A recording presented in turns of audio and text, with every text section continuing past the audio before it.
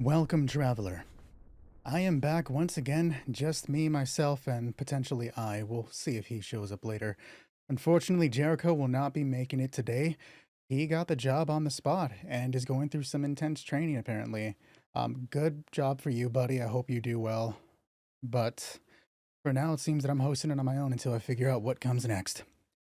The second thing is that the figure that portrayed Bree was just a side figure that I had. One of the test prints I had when I first got the printer to see how it would look. I am replacing that with an actual figure custom printed for her. And with that, we will be continuing from last session's stopping point. The orange. It sways back and forth, dances, mingles and flirts with pale greens. Burns the iris, in fact.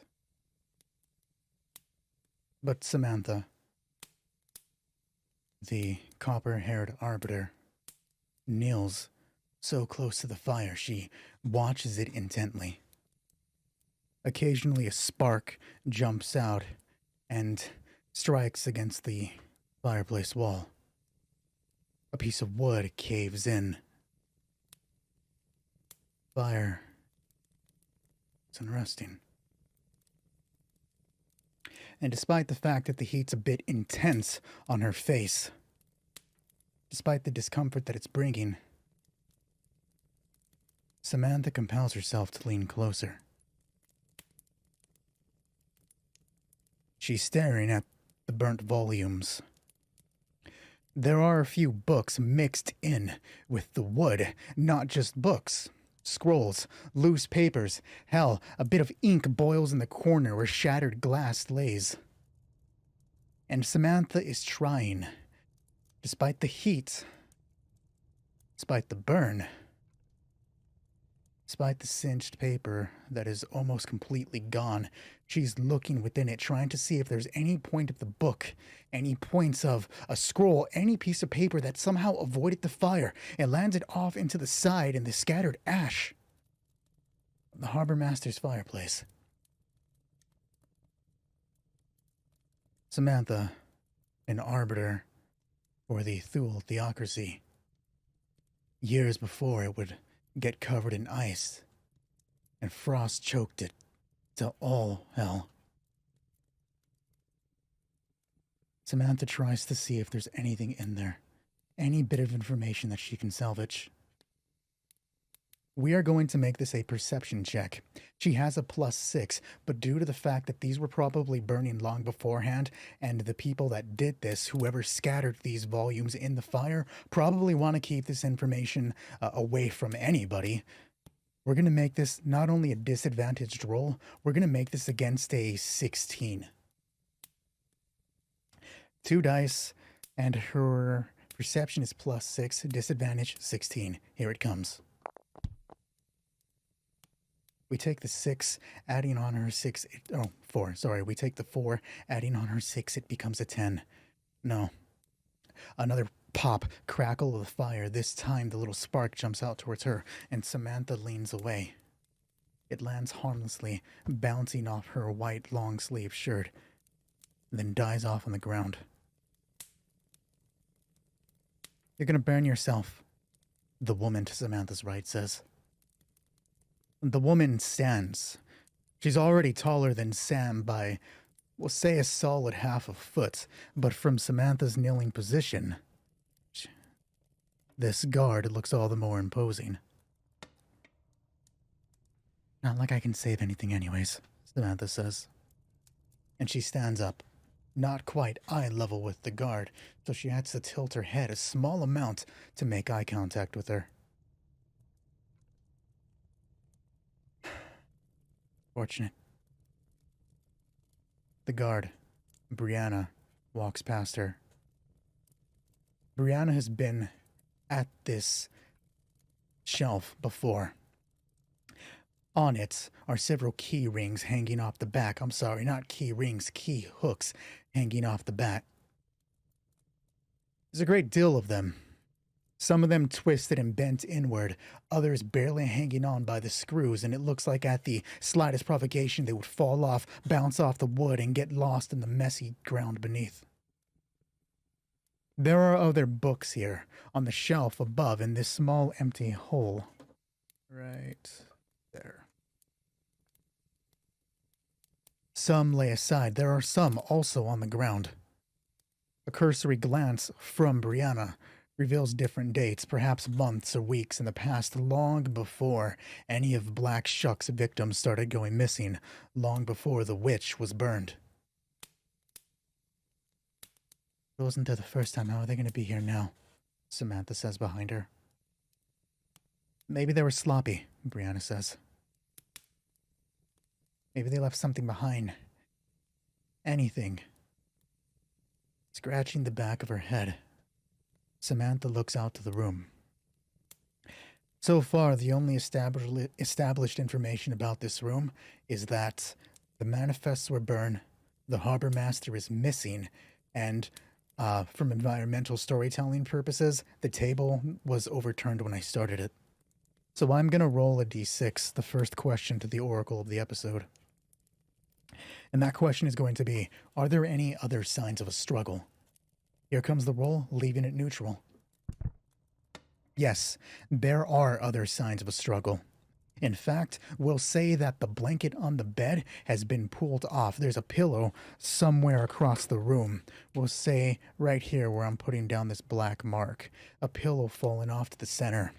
A bit of blood, perhaps not a lot, just a bit of blood on the closest bedpost to Samantha, the closest bedpost towards the door. And I'll use this pink marker to show where some of the blanket is spilled over.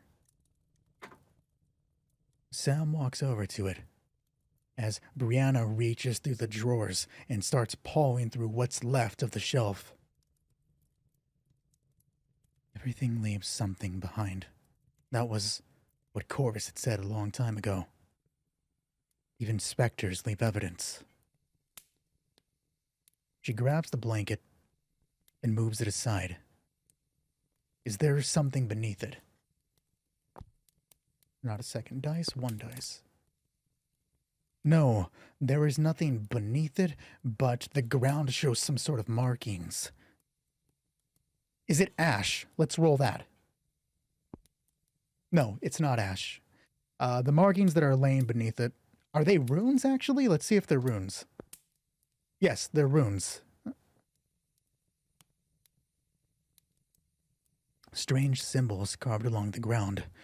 A star within a star, encased in a circle, or a single star with an eyeball in the center, both of them conjoining a mishmash of symbols in the ground. Brianna, Samantha says, kneeling down, again pushing the blanket aside, crumpling it up against the bed. What? The guard says without turning around. When people went missing, when Black Shuck got them. Yeah? Were there ever runes left behind? Sigils? Anything? It hasn't been brought up before, so I'm going to have 2 dice out there and lean it towards negative and roll it, and here comes the roll. That is a yes, but. Yes, there were sigils, but not for all of them. I'm also going to say that Brianna doesn't know that. No, not that I know of, Brianna says. There's one here. What? The guard turns around, one hand still in the open drawer, the other resting at her side. Let me see.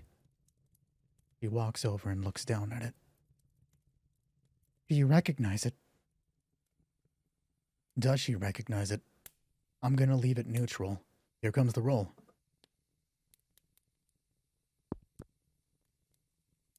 No, Brianna says. One hand finds her chin. The other rests just below her elbow. She studies it intently. No, she says again.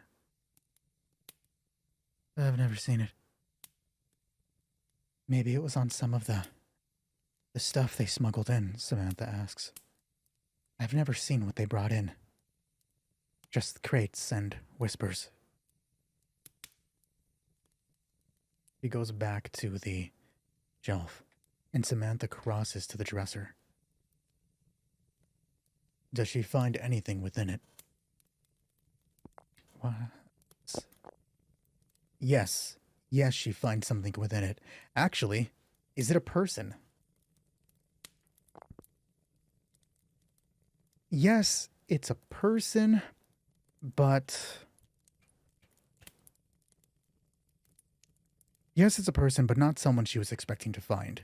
Before I just suggested, or before I dictated, is the person inside here a cultist? Yes, and that is our first intervention.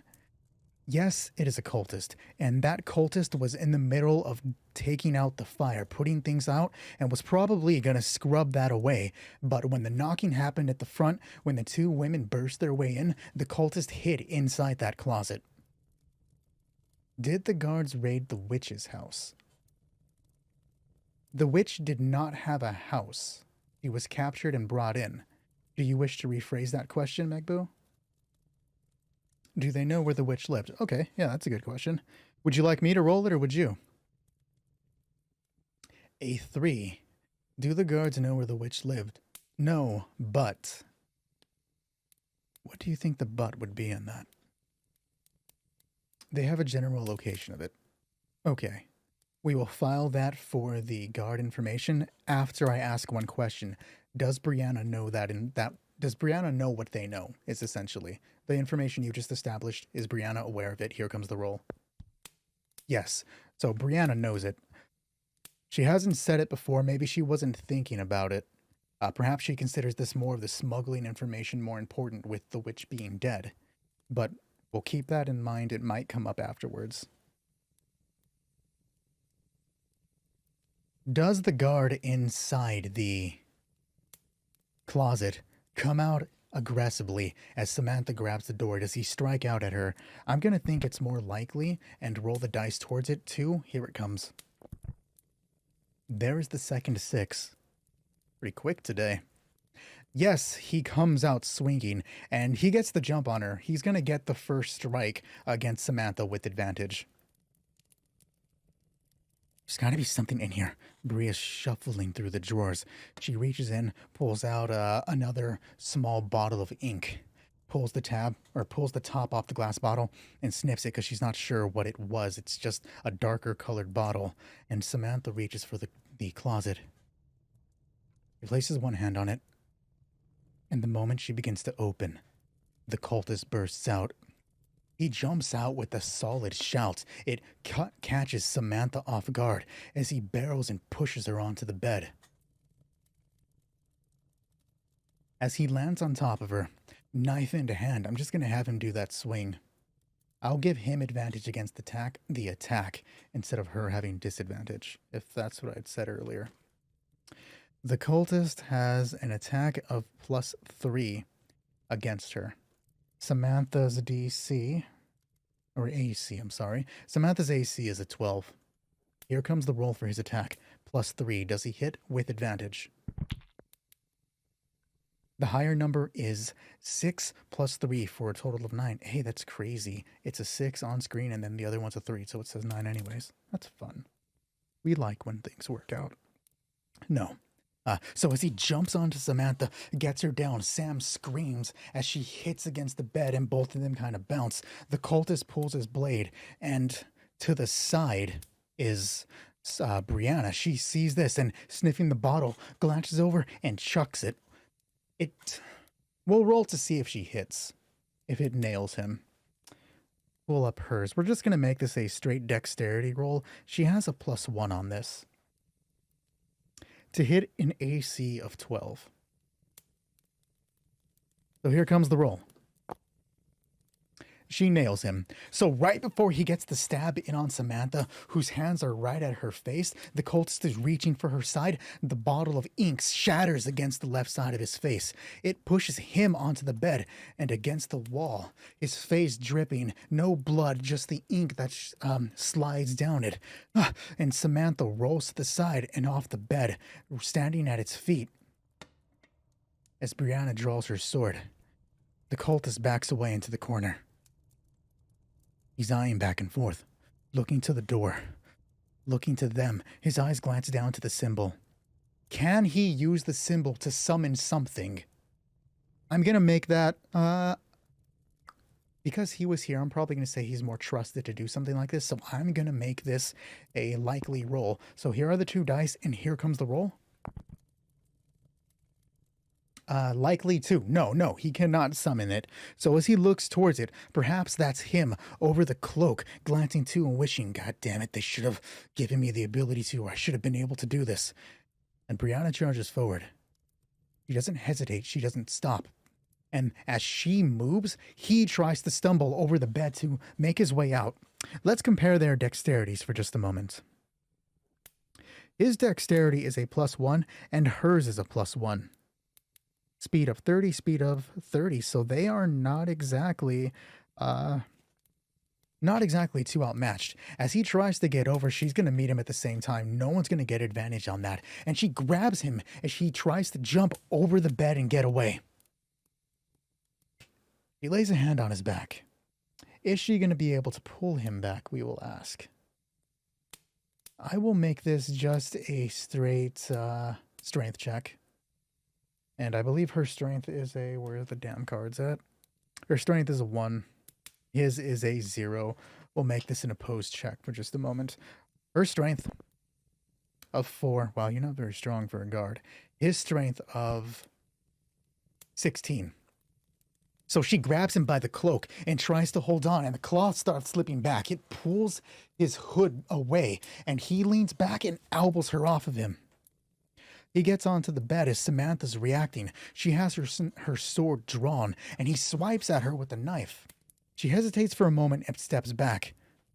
As he gets further towards the exit, "What are you doing? You're letting him get away!" Brianna shouts out, but Samantha lets the sword clatter down to the ground. Her hands jut out in front of her, 2 fingers making like capital L's until they join together. Closing beneath as the sparks gather, she pulls apart a bit of lightning and strikes out at the cultist, if she's faster than him, that is. Let's take a look at that. He has a dexterity of 1, and she has a 2. I'm going to say that she's definitely faster, but there is a bit to fight this and not get fully ensnared by her magic. Let's bring that up. The spell that she is using is... Where the hell is it? It's a dexterity. This guy is totally faster than lightning. He's faster than grease and or lightning, in fact. Okay, so this is just to beat a 12. He has a +1. Strength, sorry. Strength of 0, not 12. Strength of 0, so it's just a solid 12 to see if he can beat it. And he doesn't. As he rushes towards the door, he gets past the table, and Samantha's lightning from her fingers grows into a whip. And she strikes out with it. It wraps around the man's waist and yanks him back. When he hits the table, he double rolls over it and lands face down. Samantha retracts the whip, and as it comes to her, it's not just coming to her hand to ravel up. It's retreating until the spark hits her hand and is gone. Brianna stands above and puts a knee on his back. Does he still have the knife when he fell, when he dropped it? I'm just going to make that an oracle question. No, he doesn't. He's trying to paw for the knife, but Samantha gets to the other side of him and crushes his fingers, straight stomping on his hand, and he shouts out, "Ugh! Ugh! Don't fucking move," the woman says, and the man tries to struggle. She puts the full weight of her knee and her body on his back and then uses both of her hands to force his head down. He's groaning, trying to get free, and Samantha puts a bit more pressure. "Stop struggling, you're just gonna make it worse," Sam says. Does he stop? I'm gonna make this likely and roll the dice. 5, yes.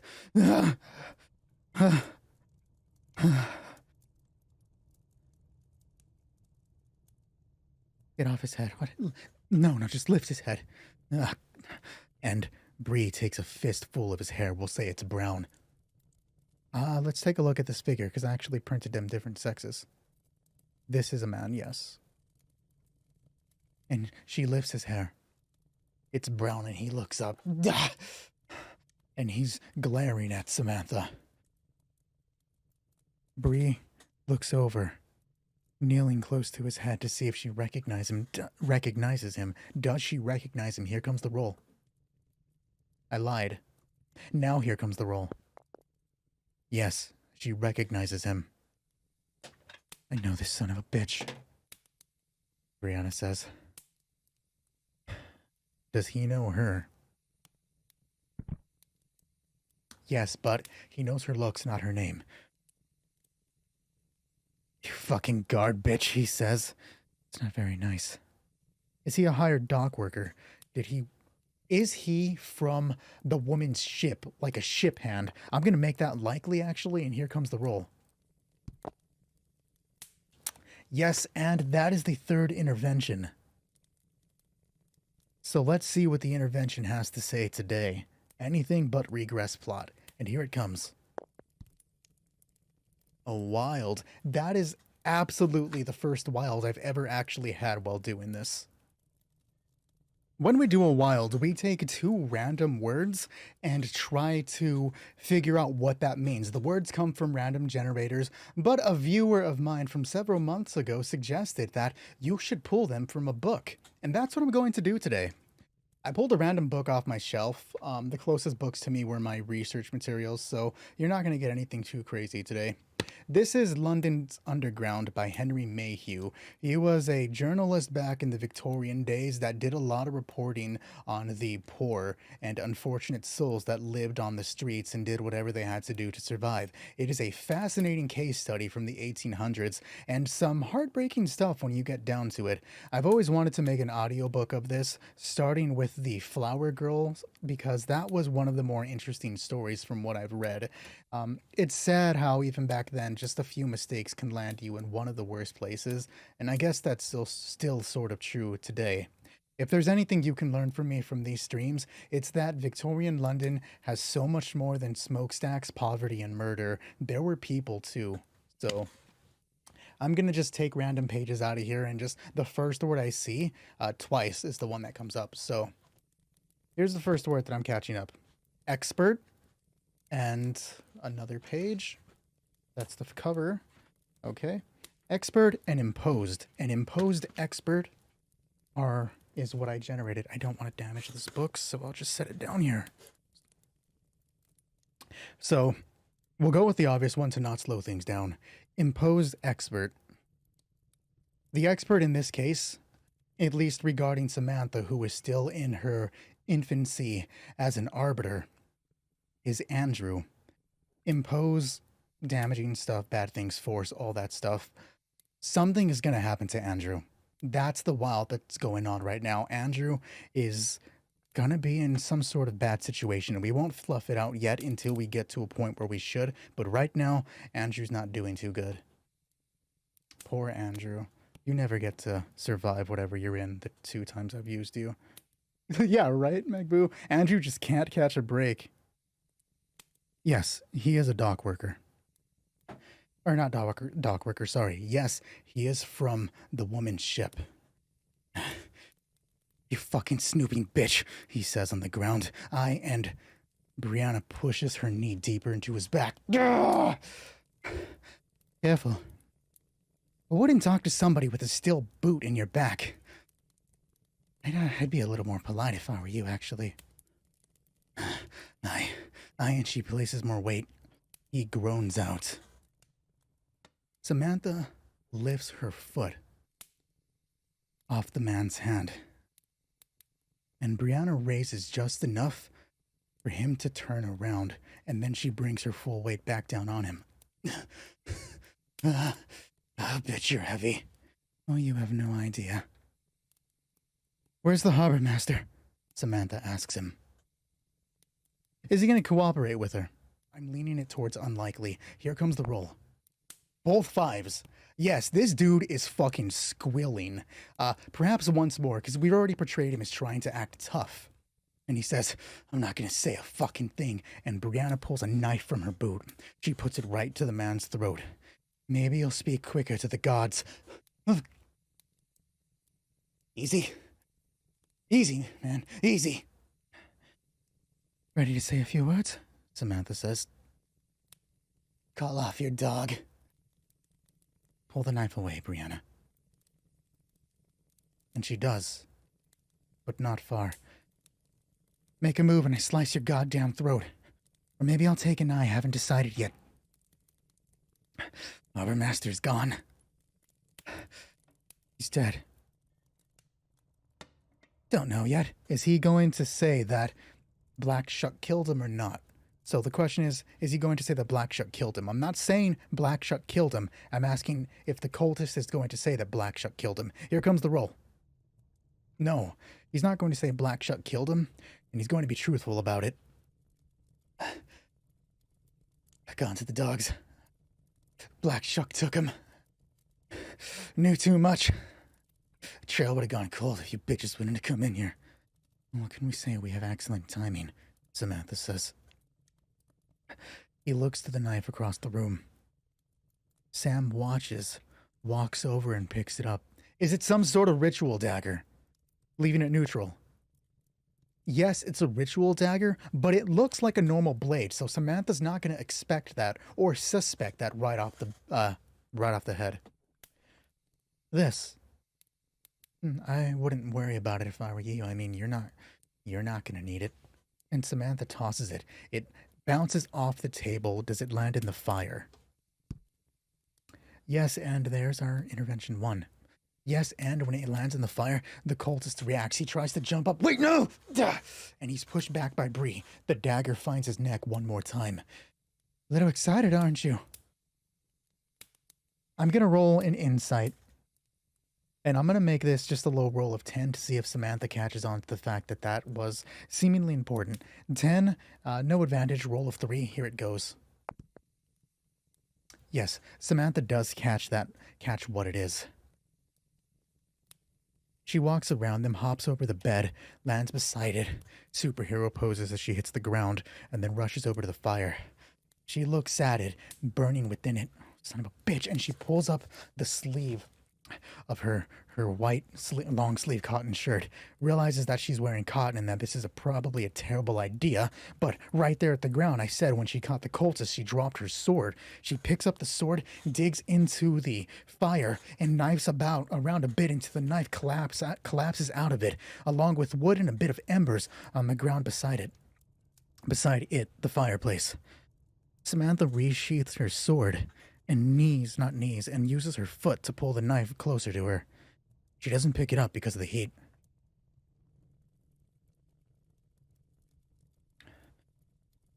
What is it?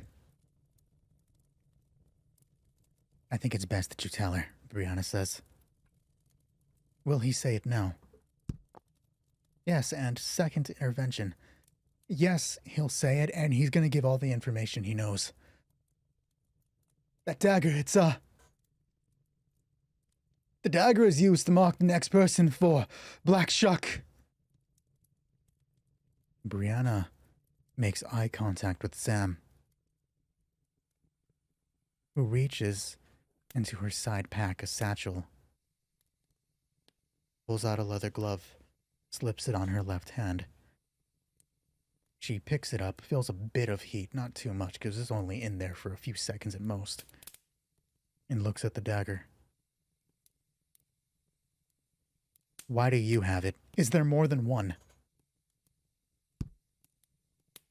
Yes, there's more than one, but he doesn't know that. He thinks that he was entrusted for this grave mission to use this dagger, but he doesn't know there's more than one. No, it's the only one, he says. It's the only one. Oh. How is it activated? If I tell you, you'll use it on me. If you don't, we'll just kill you anyways, Bree says. Say a few words,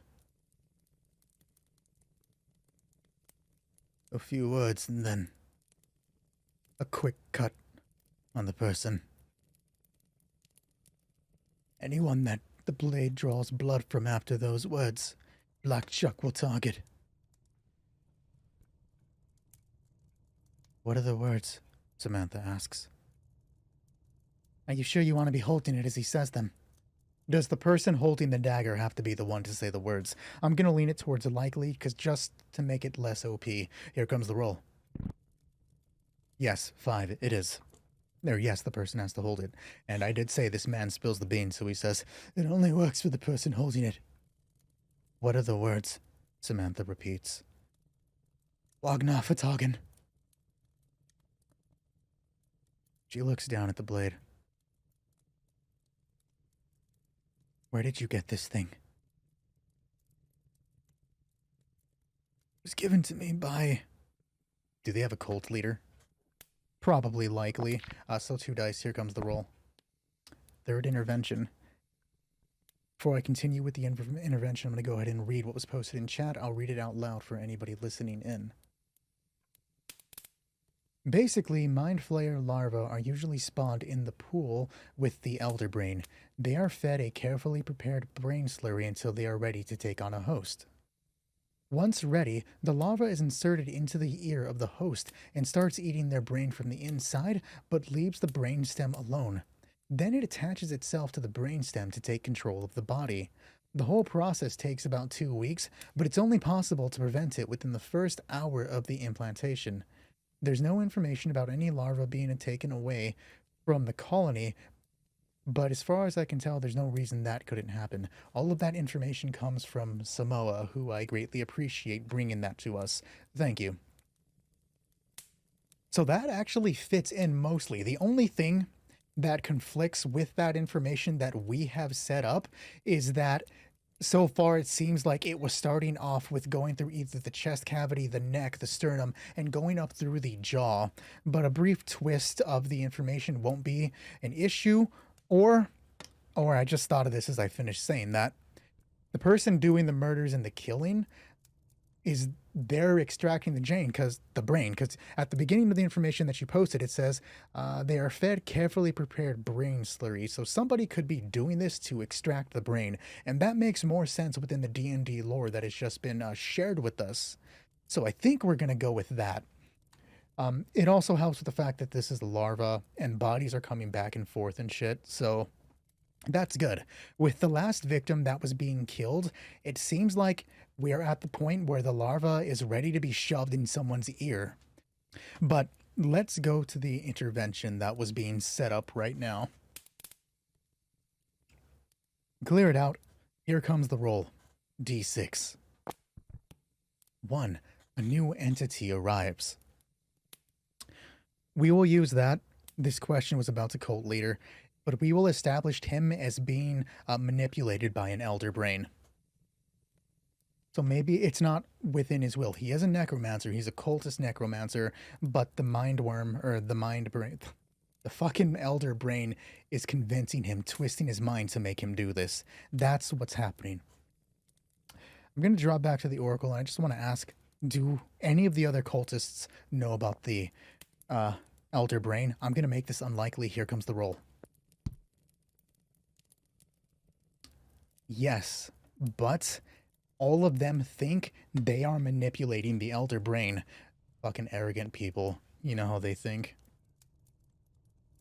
Let's give this guy a name. It's got to be something intimidating and scary.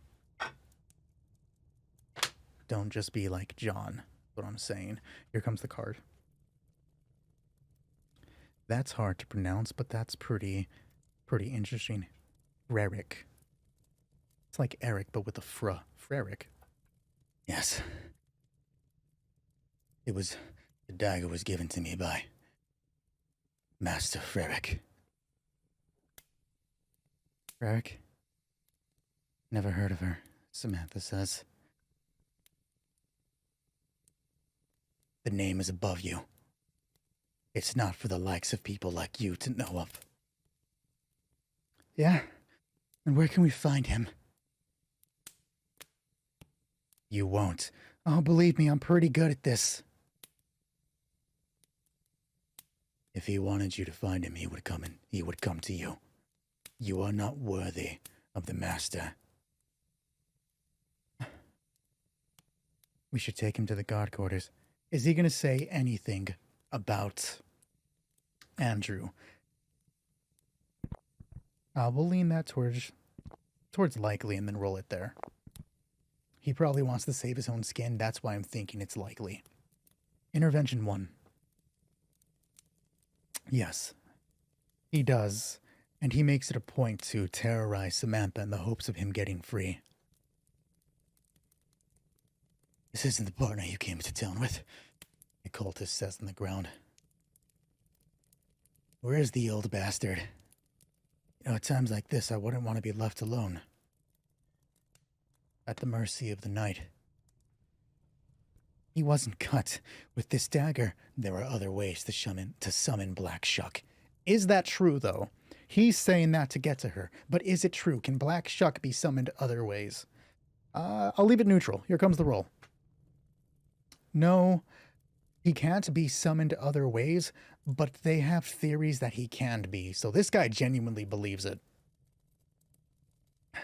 There are other ways to summon Black Shuck. Is the guard that led him being Andrew, to the shop, is that guard a cultist? Lean it towards likely. Here comes the roll. No, he's not a cultist, but he was paid off by the cultists. To not work for them, but to perhaps turn a blind eye and let something happen. Perhaps promised immunity from Black Shuck or a bag full of gold. Is Samantha shaken? We'll take a look at that and see what we can glean from that. We'll make this a charisma. This will just be a standard charisma save. She has a +5. Looking back on the way we've established Samantha as a character, she relies on this man even though she tries to act a little tough. What we know of Samantha beforehand is that she's always let the other person she's with take lead because she doesn't think she can do it. The only reason she's an arbiter is because her brother ended up being a guard captain in this, and he kind of brought her into it.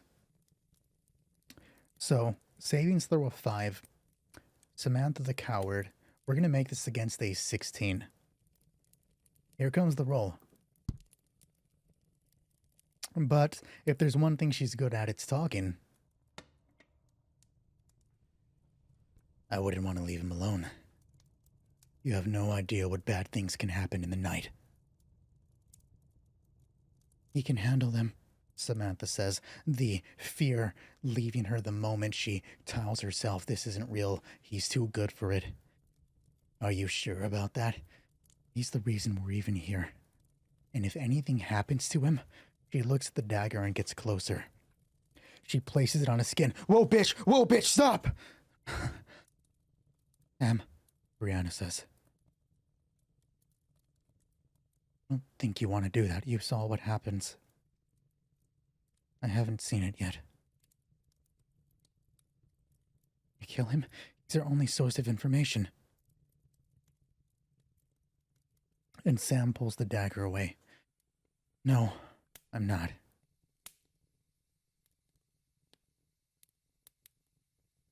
Do you have the key to the shop? Does he have the key to the shop? 1 dice. Rolling it.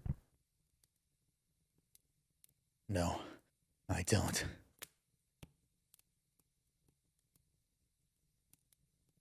Can you take him to the guard post? Shouldn't I go with you if you're going after Andrew? Sam steps around the bed. Just because I think he's safe doesn't mean I want to leave him out there. Forget about that. What about you? Samantha stops at the door, her hand on the knob. As the woman says that, as Brianna shouts that to her. No offense, but for an arbiter, you don't really look the type that can hold her own against the demon dog. Is the guard compound on the way to the market that they're heading to get Andrew? I'll leave it neutral and ask there. No, it's not. It's in the complete opposite direction, Samantha says. Taking him to the guard quarters. You saw what happened when the last guard wandered the streets at night. Why should I be afraid of Black Shuck? I control him now. I said there are other ways.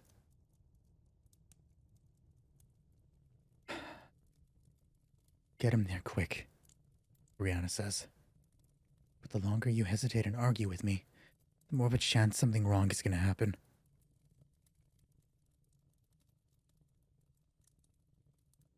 Help me cuff him.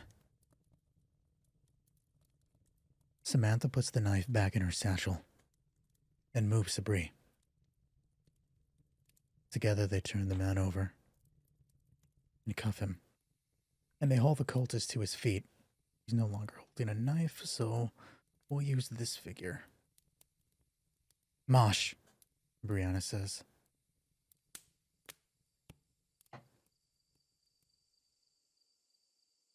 This is the back of the shop, Andrew asks. He stands with the guard near it. Yep. That's it, the guard says. Is he acting shifty? Let's go ahead and roll a d6 just for that, just neutral. Well, I would like to roll it, but you know, there it is. D6 neutral. Is he acting shifty? Yes, but it's not something Andrew's going to pick up immediately. Not something he's going to notice right off the bat. Looking towards the veteran card that we've been using for him, this is going to be a wisdom check, which is 0 for him. We're going to make this against a 16. 17 to make it harder, because he's not supposed to notice. Here comes the roll. No, he doesn't catch it at all. He grabs a hold of the doorknob. Is the door itself jammed? Yes, but it budges a bit when he pushes it open. Andrew puts his entire weight into it, just one good shove, and the door just breaks in just a bit. It's blocked off. And maybe there's a crate in front of it or something, the guard says. Shouldn't be that, maybe the front way. You said the other guy went missing. In this area or just on patrol? This is where he was supposed to be. I figured maybe there's something on the ground or, you know, something we can find. Shit, right there, he says, pointing into the alley. I didn't see that before. And Andrew walks over. I'm going to give him one more chance at this insight. Of, again, 17, he has a 0. Out of fucking 1. Good luck, buddy. Is he jumped by cultists? Make that a likely, and here comes the roll. Second intervention. How many cultists? We'll get a d6 out there. D4 plus 2. 6. He walks towards the alley to get a good view of whatever the man is pointing out. And there are 2 robed men with knives in there. Their cloaks covering their heads their heads as they keep their face lowered. The knives swaying side to side as they move forward. Cógelo, cógelo, cógelo, they say. 2 others make themselves known from behind the alley. The cultist from each end makes its way up. The guard begins backing away as Andrew looks to him. Where the hell are you going? You have a bow. You don't want to get close. And he backs past the cultists, who move through him, letting him pass.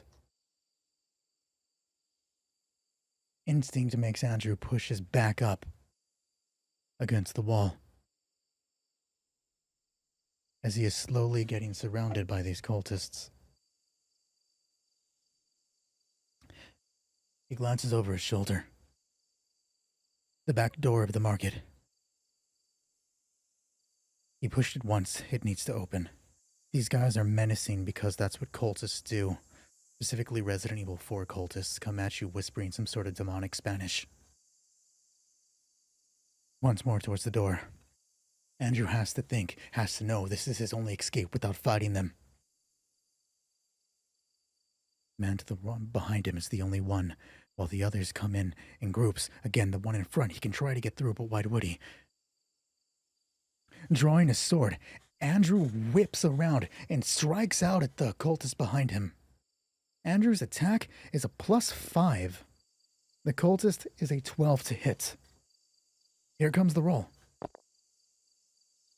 With a 16, he turns and whips at the cultist, cutting him across the chest. The man stumbles and falls back to the ground as the others rush into him.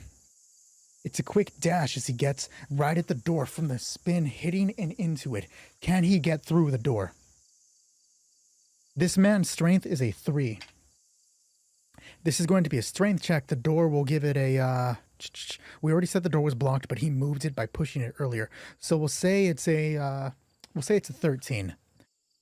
We'll give him advantage for striking into it and then launching. No advantage. Let's keep this fair. 13 plus 3. Here comes the roll. Can he get through the door before they catch him? Yes!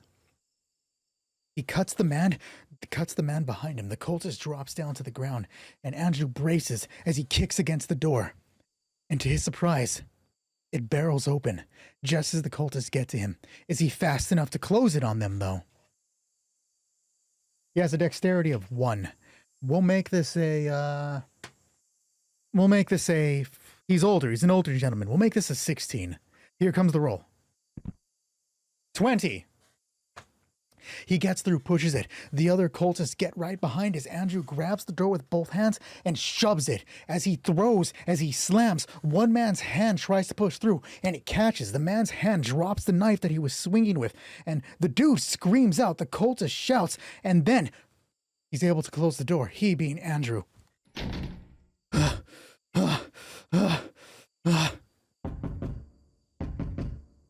We got it all! He glances behind him. I had said before that there was a trunk in the way, so he moves to the front of it, presses A, holds A down, and then slides it into place so they can't get through. And they're still pounding on it. They're still striking as he's inside. Andrew finds himself in the shop, and they're still knocking on the door. Reaching at the windows. Are the windows shuttered, is what I want to ask. Yes, the windows are shuttered. So they're also striking and pounding on those things too, trying to force their way in. Andrew walks deeper inside. What we're going to do is establish a number for these. I'm going to roll a D4. That's a D6. 1. Reroll. 3. Reroll. 3. You can't really see where I have them written down, but they are written on the map. And the reason I'm writing them in is that these are the action counters. Whatever he does, the numbers will drop by 1. In the case of the one in the back, the moment he makes his first action, immediately after, the window will be broken and a cultist will get in. So this is a countdown timer, essentially, for Andrew to figure his way out of here before others start getting in. And the first thing I would do if I was trapped inside of a building with other cultists and I knew there were 2 entrances, I would run to the front to make sure they couldn't get in. That'll be the first action. He charges past the items that they have on display to reach the front door. Clearly the damn thing is locked. But does he have a way that he can make sure no one gets in? There is that shelf, that desk behind him. It's probably really heavy, so we'll make this just a strength check. He has a 3. We'll make it an 18 to see if he can pull it. And here comes the roll. No. He grabs onto it, pulls, yanks. He's afraid, right? Because he's hearing them. He's hearing the people shout. He's hearing the pounding on all the windows, people trying to get in. And he pulls hard. He pulls heavy. He pulls fast, and maybe he pulls out his back. We are going to make this a Constitution savings throw. Why am I looking at Samantha's sheet? His Constitution is a 2. We're going to make this a 16. And here comes the roll. No. He pulls, and there's a crack. And he goes, ugh! And he drops down to his knees. Glass breaks at the other end of the room. And a cultist is able to to climb his way in. And he gets on the side, covers his own mouth to try to stay as quiet as possible, and slowly draw the sword, fighting the pain in his back as he tries to keep his breath still. First, we're going to do another Constitution check. This is going to be to see if he's smart enough, or not smart enough, is he able to keep himself from groaning out in pain. This is the same Constitution of 2. I'm going to make this against a 14. Here comes the roll. No. No, he's not. So as he's covering his mouth and grabbing the sword from his sheath, and the cultist pings in on his position.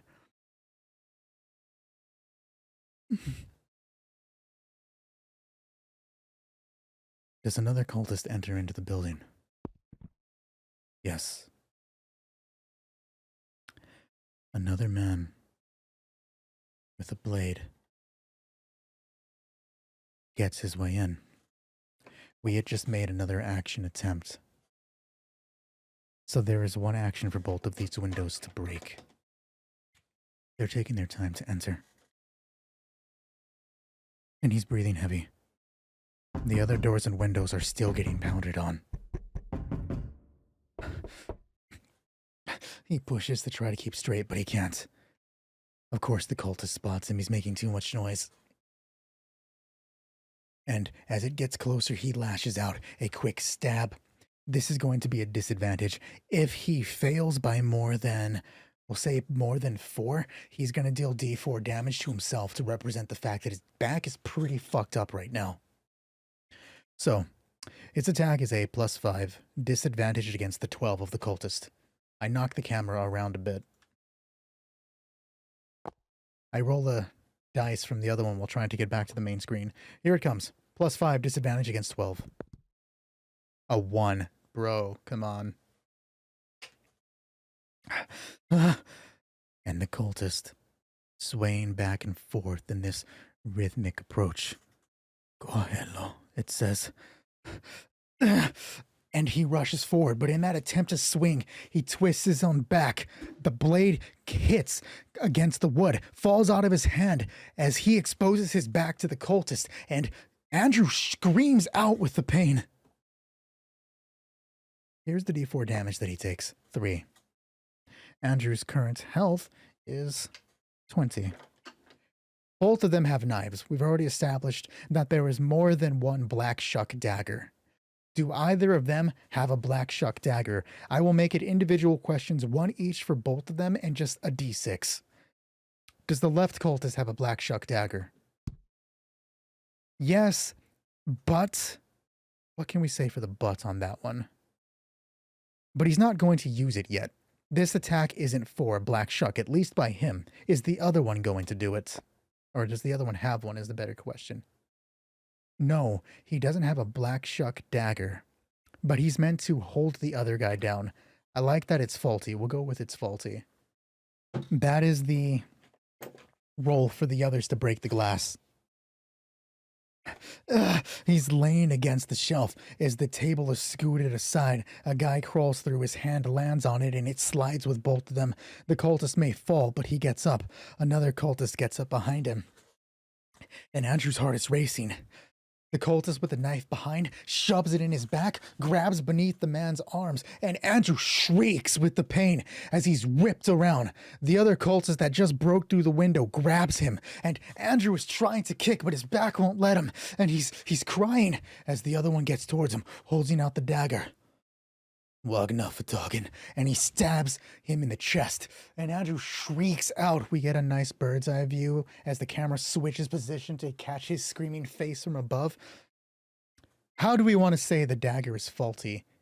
If it misfires, Black Shuck is unbound and attack. Oh shit, that's a good one. How do we want to say? What do you want to say causes the misfire? Okay, a D6, 1 and 2 being a misfire. Was that the guy whose hand got caught in the door? Oh, that's an interesting one. Like, okay, yeah, we'll ask that. Before the roll for the misfire, the man with the dagger stabbing for Black Shuck, is he the one that got his hand caught? Because that would add a little bit of a malicious attitude to this. Here comes the roll. Is this the same character? Yes, and intervention. Let's see what that is. Maybe we can get a last minute save for Andrew here. Here comes the roll for the intervention.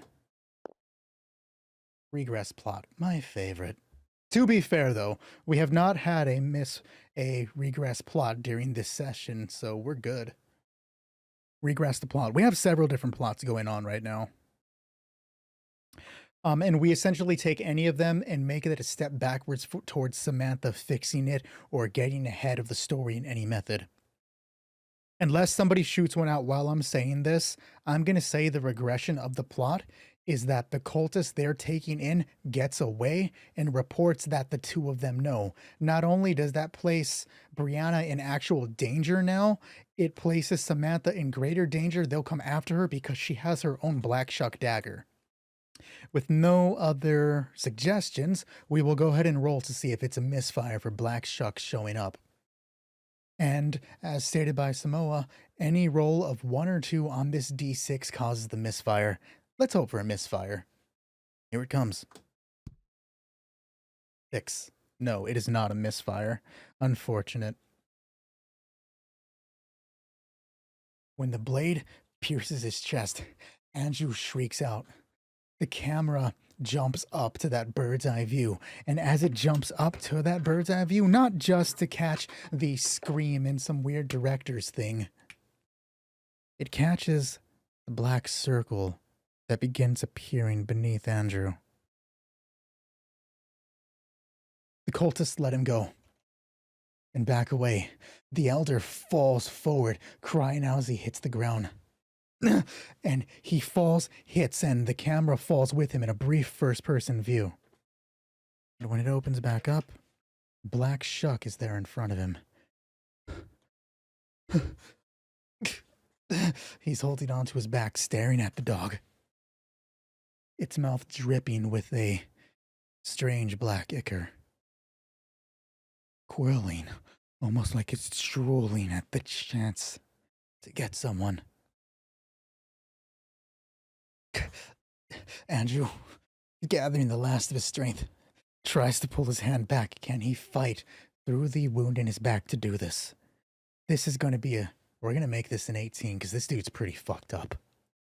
And I'm going to say his same constitution of 2 against an 18. Can he do it? No. Yeah. Johnny, he goes to swing and he stops halfway as his back gives out, letting his hand twist in the motion, and the hand catches Black Shuck's just demonic, hazy, lifeless eyes, the 2 inky spheres that stand there, and when that twist catches them, they dart over, and the mouth opens, bites into the hand. Andrew shrieks out, and the hand is the first thing to go with the dog as it yanks it into the ground. He watches it break the stone that shouldn't be possible. And he's gone. The rest of his body follows suit.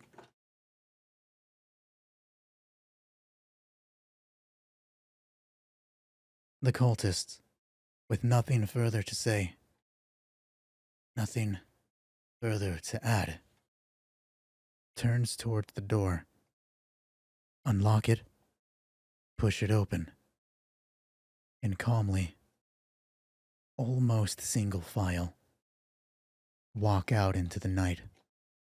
That's an interesting question. How many? Uh, what do you think sounds fair?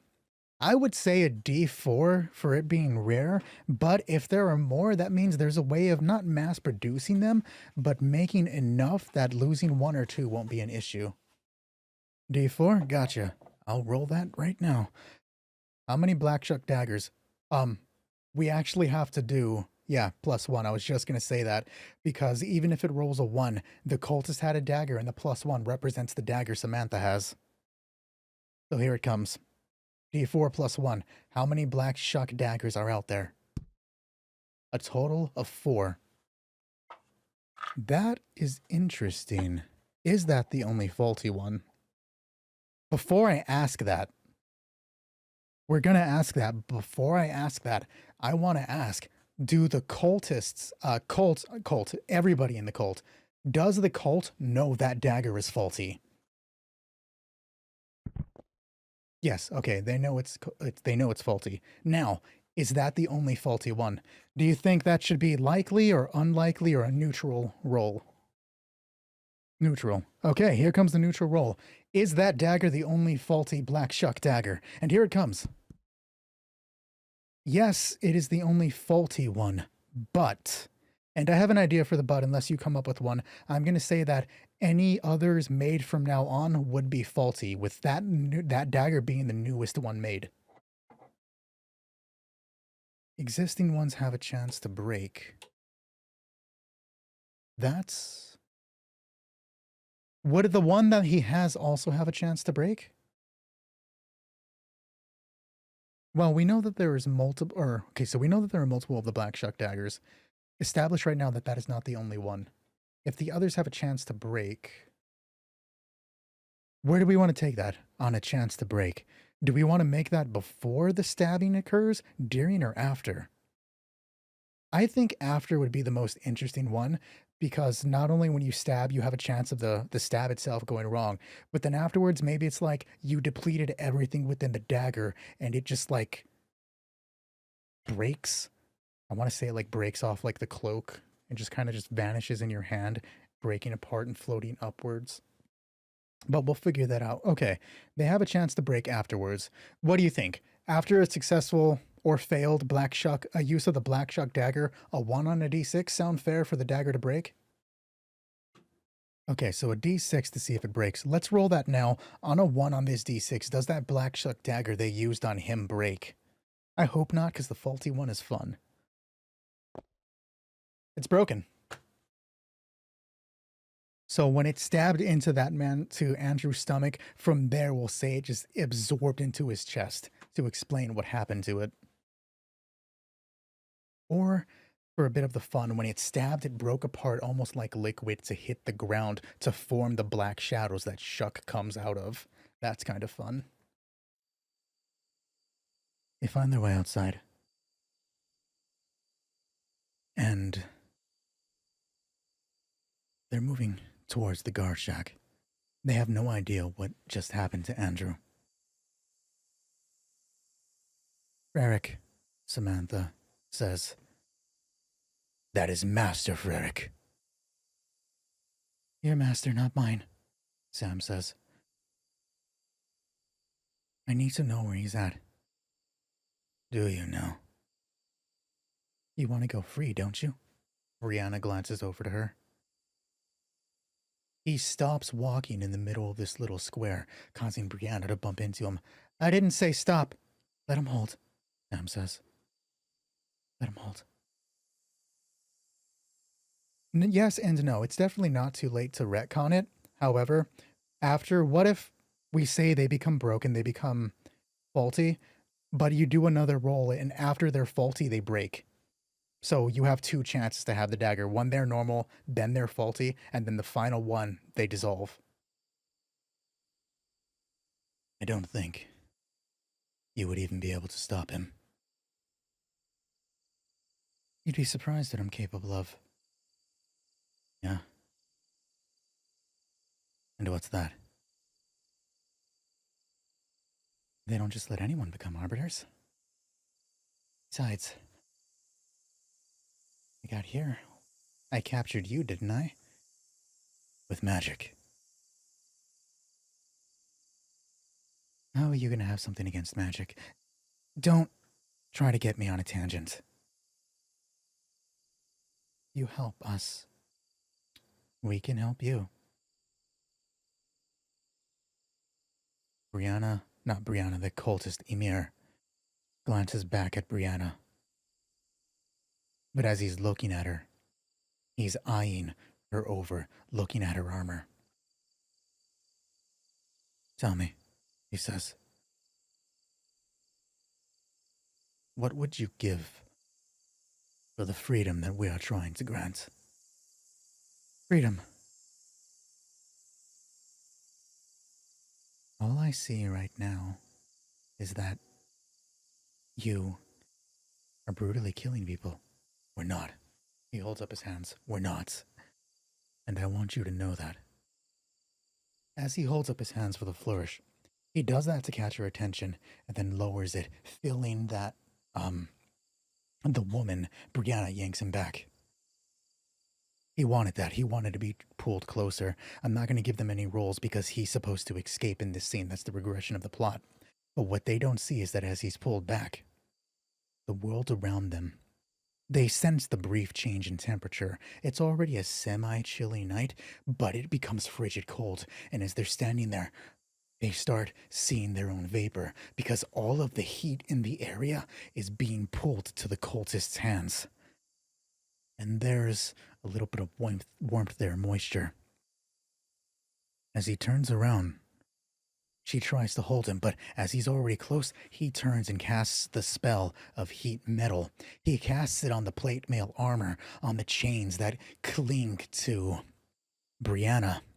And as he does so, it kicks all throughout her body. She feels the immediate burn and drops back. She starts pawing and ripping at the armor. Is Samantha caught off guard from this?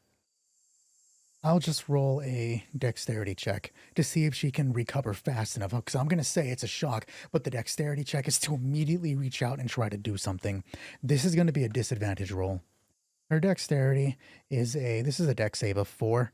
Disadvantage, we're going to say against a 16. Here comes the roll.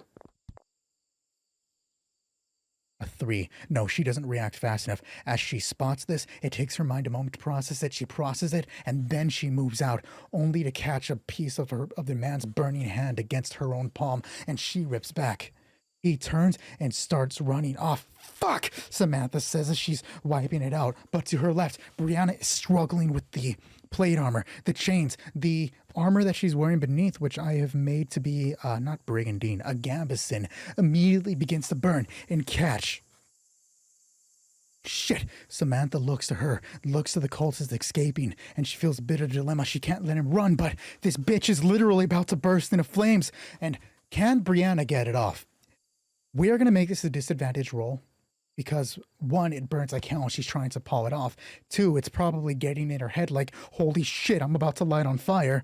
And 3, I want to make her burn. Not Samantha's stats. Let's look at hers. She is just a standard guard. We'll make this a constitution. A constitution to see if she can even handle touching it and moving through. If not, then it'll get too further into her mind and stop her from pawing at it. We'll say that each touch of the armor burns just that much more. This is a disadvantaged roll. Con of +1. We're going to say this is a 16. Here comes the roll. 16. She gets it. 15 is the lowest roll. Fuck. She breaks one strap of it, and she can already see the singe marks of the heating gambeson beneath her. Samantha rushes forward and pulls out her own dagger, grits beneath the armor, and cuts the other side off. The plate mail comes in front, hangs forward, and does it hit Samantha? We'll make that a dex check, just a normal one. Dexterity savings, though. She has a 4, and we'll say it's a 12. To see if she can react to it. No, when it jumps forward, it nails Samantha's knees. Actually, D6 on the Oracle, gonna leave it neutral. Does it hit the cotton shirt we have already established? Here comes the roll. Yes, but it's not going to be some crazy catastrophic fire. It's going to hit and slowly start a small burn alongside of it. Samantha is going to focus on that. Son of a bitch! And she starts patting it out. On the other hand, Brianna beside her rips off the plate mail. It falls on the ground beneath her. And can she hold it together long enough to drop the chainmail skirt that she has on? This is going to be another constitution of 1. No disadvantage this time because she's already halfway off. She's probably moving through the adrenaline of getting it off of her. So we're going to make this just a 14. Here comes the roll. Yes, with a 1, barely just in time, and she rips it off of her. Both pieces, the chains fall to the ground. And she's stuck there. Looking at the steel boots, they're not burning. He only got a hold of the top, but it's instinct that tells her to rip off the steel boots, and she pulls them and chucks them across the nearby building. They bounce off, clatter together, and hit the ground. And Brianna is just standing there in a gambeson, stockings, and no fucking socks, shaking in the chill of the night as she's still breathing vapor despite the fact that she feels like she's just gotten 9-degree burns. Are you okay? Sam asks. I don't think it got through the gambeson. Sam looks off towards the cultist, towards the direction that he ran, and all she finds is the long, winding streets. Captain's gonna kill me, Brianna says. We can't chase after him. We have to get to Andrew and save him, of course. Brianna looks down at the plates that she left behind. She's now just wearing the stockings and set the gambeson, red, of course, with black sleeves beneath it. I don't... Oh, crap. It's gonna tell them? And Samantha gets up, grabs her by the shoulders, holds it together. Holds it together, because if we stay here, it's not gonna go very well for both of us. We have to get moving. We have to go. Pick up your boots. You're not gonna walk through stone. But what if they're burning? They're not burning. Pick up your fucking boots.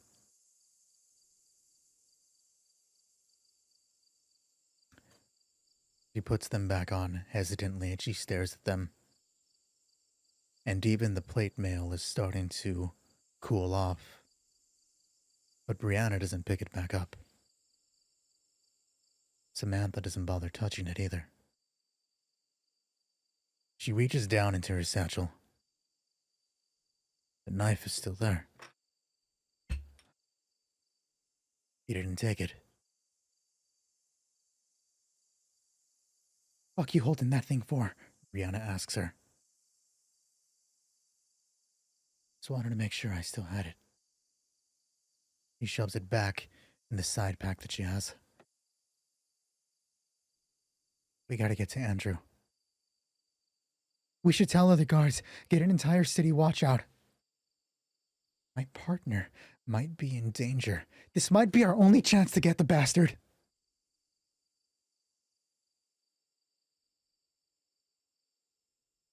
You go. What? No, I can't. What if what? Samantha says. I have the dagger. What are they gonna do? Burn you? The plates are already on the ground, Brianna. You can go and warn the guards, get the warning bells, but the longer I stay away from Andrew, the more likely something's gonna happen.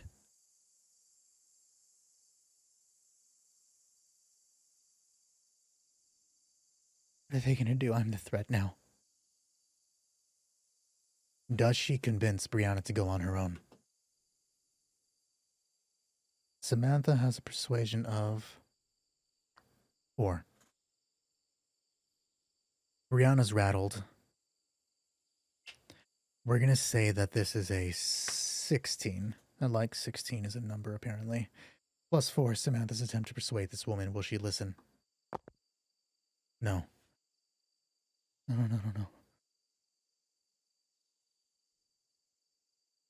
There's got to be more of them out there. People are already gone missing.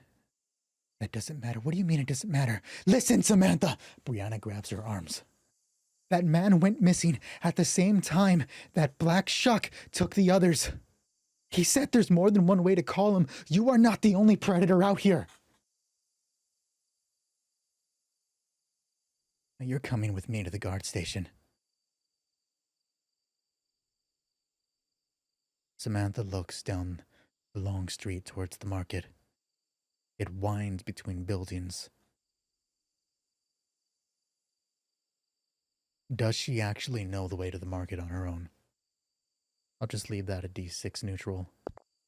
Yes, she knows that she can get there. Perhaps she's always been semi-good with directions. You said it yourself. He's an arbiter. He can handle it, whatever it is. We lose our only connection to the cult right now. They're gonna tell them that you have the dagger.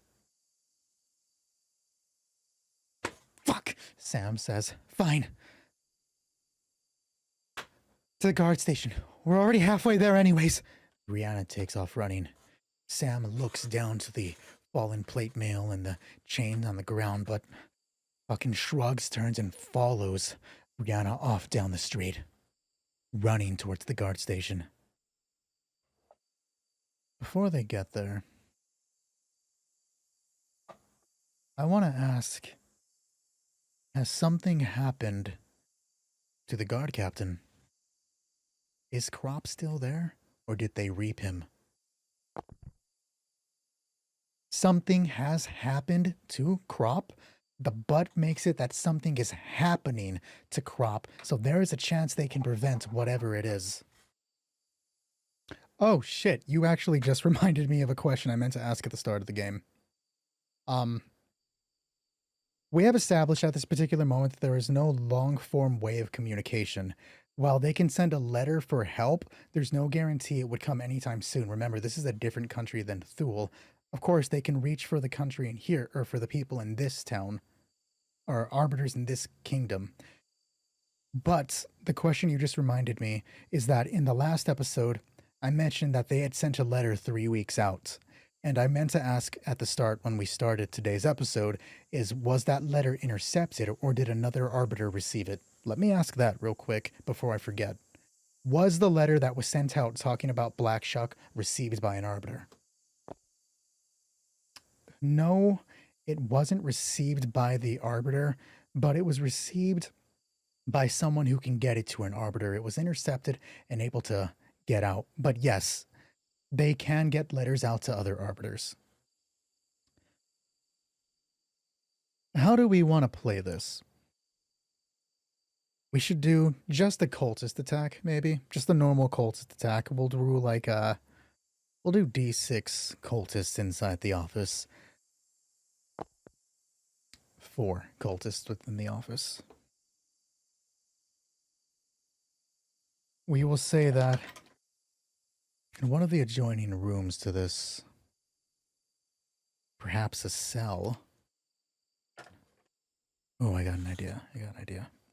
Okay, something bad is going to happen to him. We've already established that.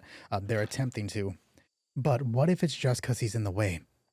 What if there's someone in this jail cell that they're actually coming to get?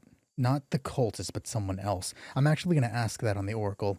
Are they coming for someone else instead of Bartroff, instead of Crop? And Crop is just in the way. Here comes the roll. Yes, they're coming for someone else, but the guard captain is already on the list because he has people investigating. This is a 2 birds, 1 stone kind of thing. The person that they have here, the one that they have inside that they're coming for, will make it. This person bring himself here because he knows something. Is he like a man that was on the inside? Was he a ship helper, actually? Let's ask that. Was he a ship helper? No, he wasn't a ship helper. He was someone that's seen something a little too much, something too close. And he's locking himself up for good measure. Perhaps he saw something happen to the harbor master, and he locked himself in here. Did he see them go into the harbor master's room is what we'll ask. I'll make that likely. Yes, and first intervention. He saw it, he came to report it, and now he's in here. This gentleman can be played by Richard, but he won't be Richard.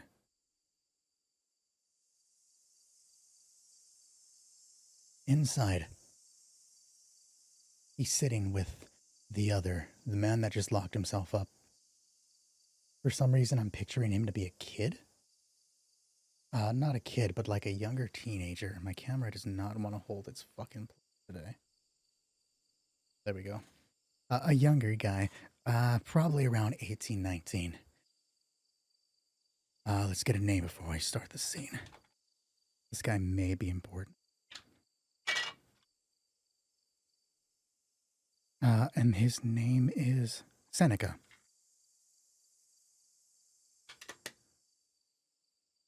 Messenger pigeons, yes, those are definitely be a thing that exist. Samantha would also be aware of them. Good call out on that one. 3 weeks. I mean, semi-realistic for a pigeon to fly across in 3 weeks. We'll go with the messenger pigeon. We'll go with the messenger pigeon if Samantha's able to think about it. Shit, we should even probably give her, her being Brianna, a role. Because if she's sufficiently freaked out, she would probably think about that too. She has a 0 to this. It'll be against the same 14. We'll make it a 12, actually. A 12, yeah, we'll make it a 12 because she's probably looking towards Samantha and thinking, like, you guys are arbiters. It's time to call in the reinforcements. And the reason I'm thinking that, because if she's willing to call her own reinforcements, there's no way she wouldn't think about that for the other one standing there. We'll actually make that a 10. Here comes the roll. No, because she has at that 0 right now, she is not focusing on that. She is too consumed with getting to the guard station. We'll keep that in mind. I'll ask you to keep that in mind in case I forget trying to go through the scene. I'm guessing the scene's not going to play out very well for everybody involved, so that may be another time to make another roll to see if they would think about that. All right, Sen. You're locked up. I got you in there. You have your drink, and this is Crop talking to the boy across from him. Will you tell me what it is you're here to tell me?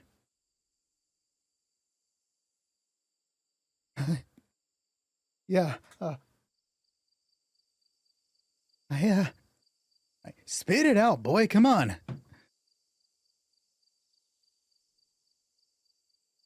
They went into Harbor Master Williams' house. Who's they, son? Men in robes. I think they were cultists. Did you tell anyone you were coming, Seneca? No, Captain. I ran straight here, honest. Hopefully it's just someone coming in out of the night. We're gonna roll a d6. I'll roll a d4 plus 2, so it's not just one. We're gonna roll a d4 plus 2, and that's how many actions the guard captain makes before Samantha and Brianna show up. So here comes the roll. 3. 5 actions must pass before Samantha and Brianna arrive on the scene. And we are counting actions after the captain moves through the door. Stay here, Sven. No, don't leave me. Don't leave me. Seneca, you'll be fine. No, I won't. The guard captain pushes the door open. If I could get the angle, the camera would follow behind his back and turn with him as he spots the cultists. Trying to be as nonchalant as possible. The guard captain grabs the door with his off arm and just gently closes it behind him without turning his back to the cultists inside.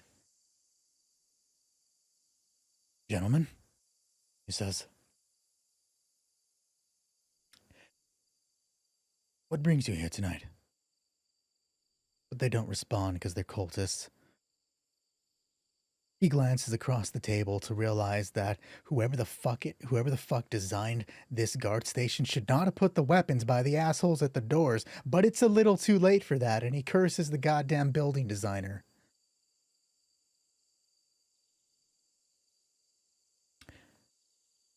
They move forward with their daggers drawn. I think it is extremely likely, so we will make it likely, that at least one of them has a Black Shuck dagger. Here comes the roll. Double fives. Yes, of course they have the Black Shuck dagger. The dice are laughing at me for asking such a stupid question. Is it more than one person with the Black Shuck dagger? Second intervention. Yes, and all three of the people armed in this image have a Black Shuck dagger. They draw them out. Bolt the blades loose. Is the guard captain armed at this moment? Let's ask that. Intervention. Yes, he's armed, and he has both his sword and his shield. According to a viewer, it's 80% that yes would happen on 2 dice. Yeah, I did not see that. Can more than one Black Shuck exist at once? Ooh, that's terrifying if so. Would you like to roll that, Megbu, or should I? Yes, more than one instance of a Shuck can happen at once. I will follow up before intervention. Are there multiple Shucks? Yes, there are multiple Shucks. We probably don't know that, but there are multiple Shucks. Let's roll that intervention. 4. Advance the plot. With an advancement of the plot, I'm going to say that... I'll actually let anybody who wishes to say this decide. Either they are going to acquire at least one more of the Black Shuck daggers, or we can use the advanced plot intervention to say that immediately after this scene, no roll, they will call for more arbiters to arrive. Take a drink of water as I wait for a response. And there's a chance that one of the protagonists can find it. Sure, that's completely fine. We will go with that. We have 5 actions before Samantha and Brianna finish their smoke break right outside the door. They're just waiting for their cue. As I proceed with the scene, Samoa, if you would kindly throw up how you want that percentage chance for them to find it to be, whether out of D100 or a D6, as I carry on. Gentlemen, I don't think this is what we want to be doing tonight.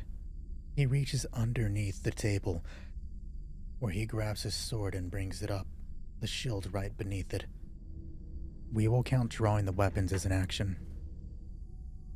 Cógelo, cógelo, cógelo. They repeat their chant as they draw closer. They grab it and start calmly moving it as if they're in complete control. Moving it nice and easy. But the moment this cultist moves to the point where he can strike, he's going to. Sword drawn. We're going to make an attack by the guard captain. Do I actually have a guard captain stat? Bandit captain, of course. We'll just go with the bandit captain card to not slow things down. He has an attack of +5 with his sword. He is striking out at this cultist.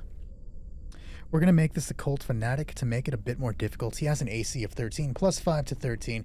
Here comes the strike at the nearest cultist, which seems to be at this point the unarmed man right there.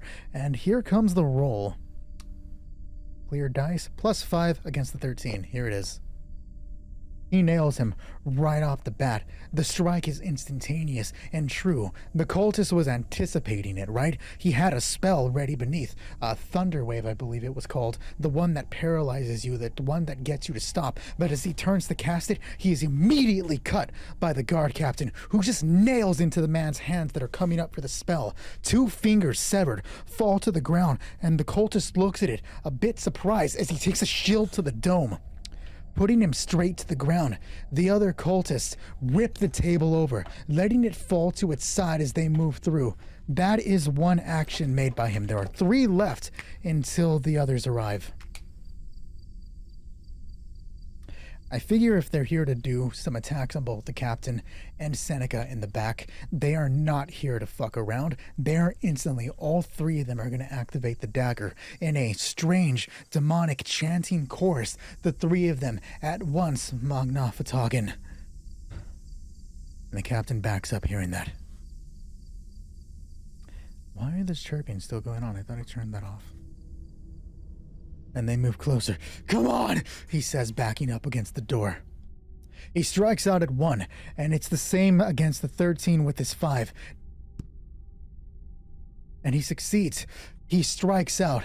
Actually, no, it's a shield bash to draw the man's attention, and he strikes. This cultist backs up, and in the backup, he moves the shield and strikes out towards the left and hits him in the gut. The blow is clean, straight in, and with the twist, he moves it. Now it's the attack against the guard captain.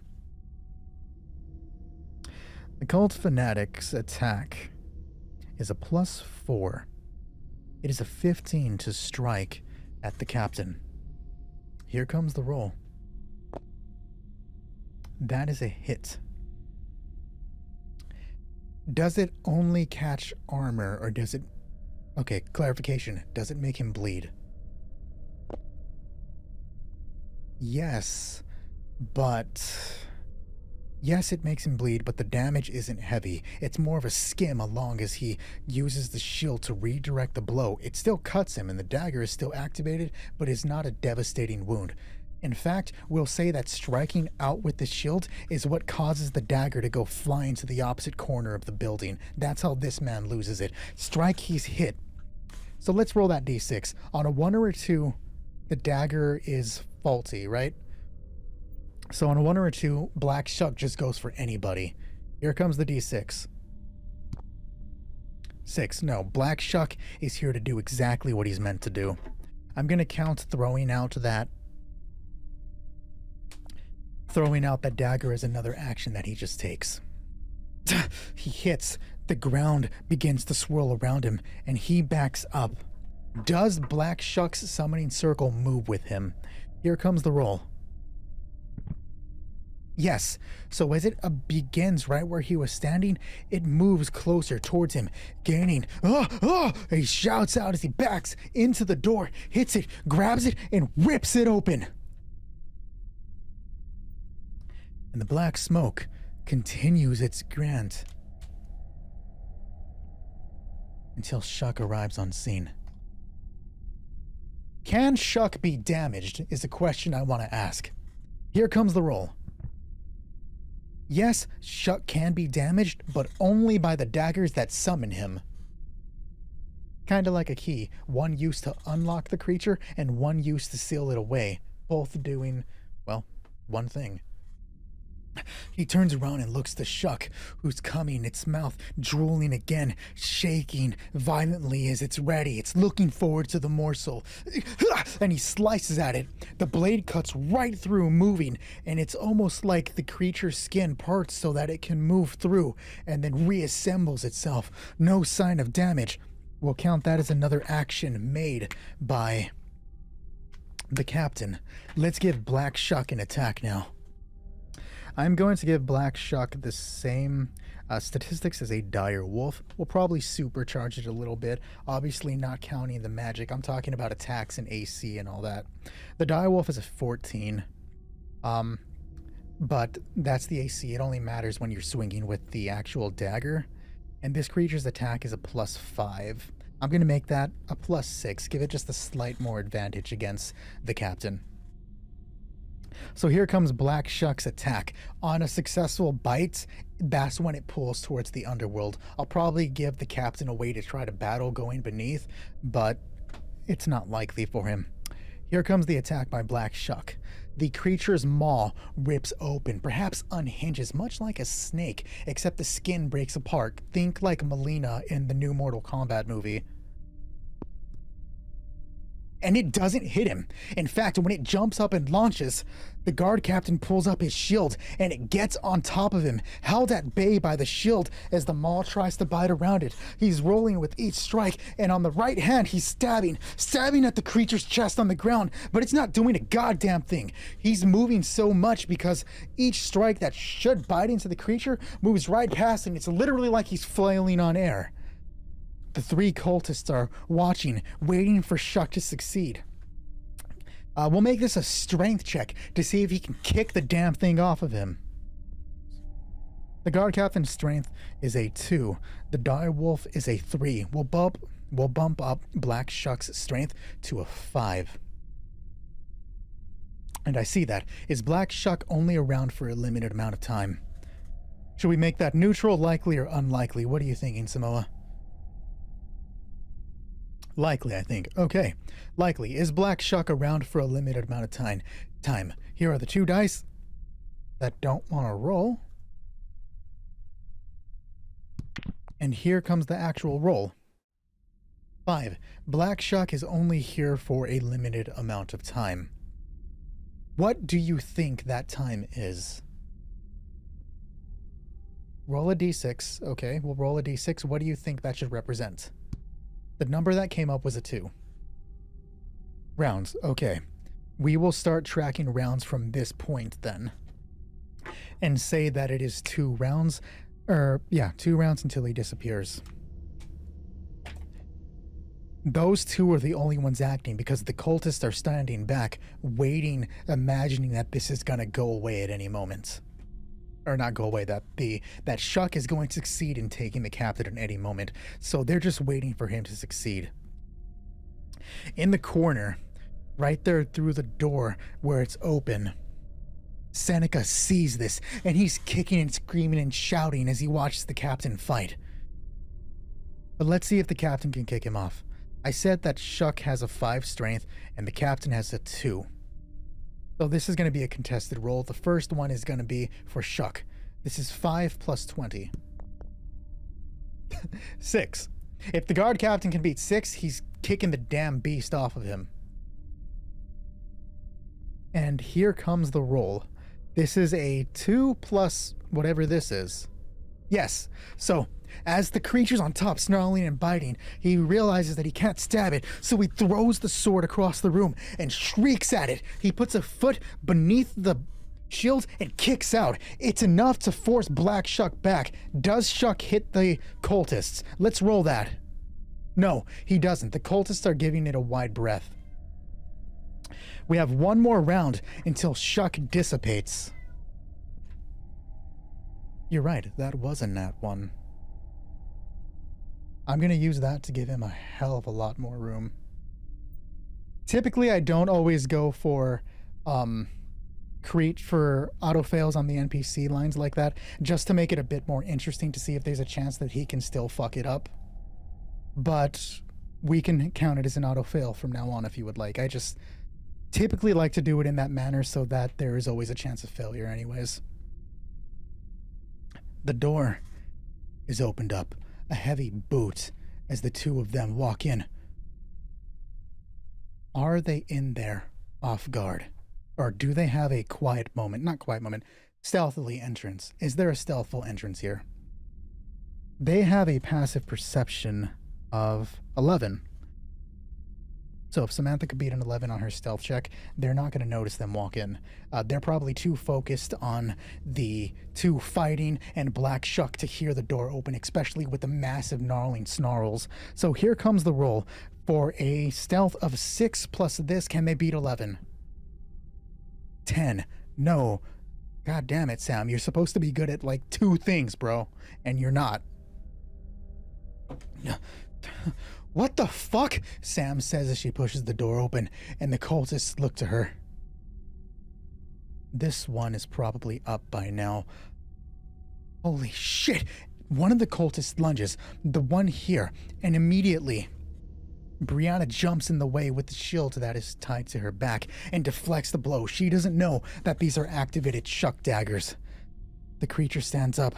The captain stands up and backs away into the room. Can he close the door before Shuck gets in? Shuck has a dexterity. We'll give that a dexterity of 5. The bandit captain is 3. Here's the dexterity of 5. For an 8, captain of 3. Yes, he gets the door slammed as Shuck runs and barks at it and hits against the wall. We established that Black Shuck can go through the ground as he's materializing and dematerializing, but can he move through walls like the goddamn Hounds of Tindalos? I think that's likely, so let's find out. Here comes the roll. That is our first 6. And the creature snarls at him. We'll make that a bonus action as it phases through the door. Oh shit! Oh shit! The guard captain backs up as he's now locked in that close quarters room with it. And the creature attacks him. This is a +5 attack. The bandit captain's is a 5. Here comes the roll. With an 11, no, the captain is able to use his shield and back up against the wall as the creature bites and barks and snarls, but that was his action against that thing's kicking it back. I'm gonna have the guard captain just hold and guard himself in there, not make any actions. And as he's hiding behind the shield, his eyes are closed, he feels the push, the bite, the bark, the snarls. And then he hears nothing. Hesitantly, he peeks over the shield. Behind that Shuck is gone.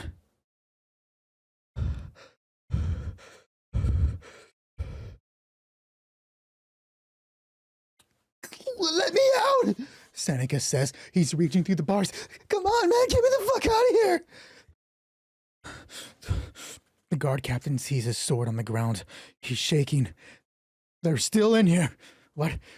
They're still in here, the guard captain says, as he reaches down and he picks up his sword. They're still in here!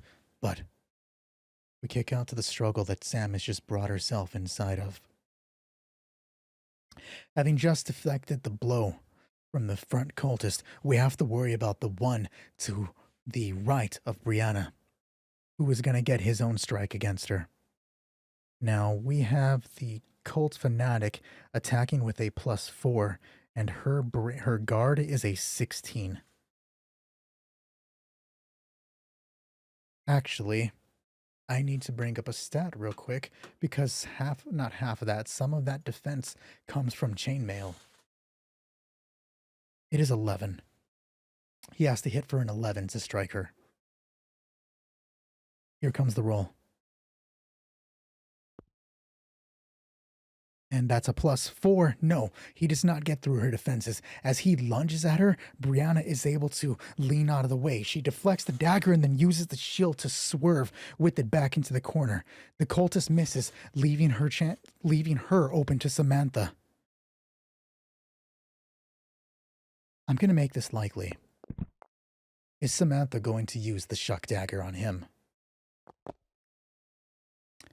No, but it's a thought that crosses her mind. She thinks, I'm going to use this, and then she's like, wait, I don't want to reveal that I have the dagger. So she doesn't use that. Instead, she draws the sword that's on her to strike out against him.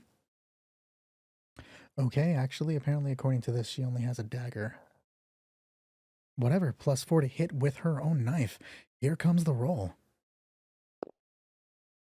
I am going to erase that because I didn't follow my own rule of saying the front loading the stats before attacking. However, there is a question. Are the cultists fighting to the death, or will they at some point cut their losses and bail? Let's find that out. Are they going to dip? Do you think that's likely or unlikely? Part of me wants to say likely because they have the Shuck daggers, but I also think that they might be emboldened, so it could swing either way. We'll leave it neutral then, because I can see it both sides. Neutral roll, are they about to flee? Yes, they are about to flee, but the one that lost his dagger is gonna stay so he can try to get them. So now we'll do the actual roll that Samantha fucked up, or that I fucked up for Samantha. She has to hit a 13. She has a +4. Here is the roll.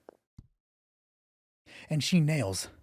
As that man swings and misses, hitting Brianna's shield, Samantha gets up close. She grabs the hand with the knife so that no one can swing it. She has control of it, and then she jams it right into his side, and she twists the blade. Is this a kidney shot? Let's roll and just ask that. No, it's not a kidney shot. She just stabs into the man's side and twists. The dagger deals 1d4 plus 2. I'm just gonna give the cultist, we'll give the cultist a total of 6 health each, so we don't delay this or drag out the scene. These aren't originally meant to be super strong guys. So here comes the d4 plus 2. On a 4, this guy's dead, I guess. No, but he's close to death. When she stabs and turns, he screams out, throwing his head back. He's intent on running now after she deals that damage. The door opens, and the guard captain comes out. Is the other cultist going to strike at Samantha, or is he going to try to barrel through her? Is he going to try to run, I guess? And the other cultist that I'm referring to is this one right there. Here comes the roll. Yes, he's going to try to run, but with a swipe at Samantha. So as he breaks through the charge, he's going to swing at Sam. I will also give Brianna an attack of opportunity against this as he runs.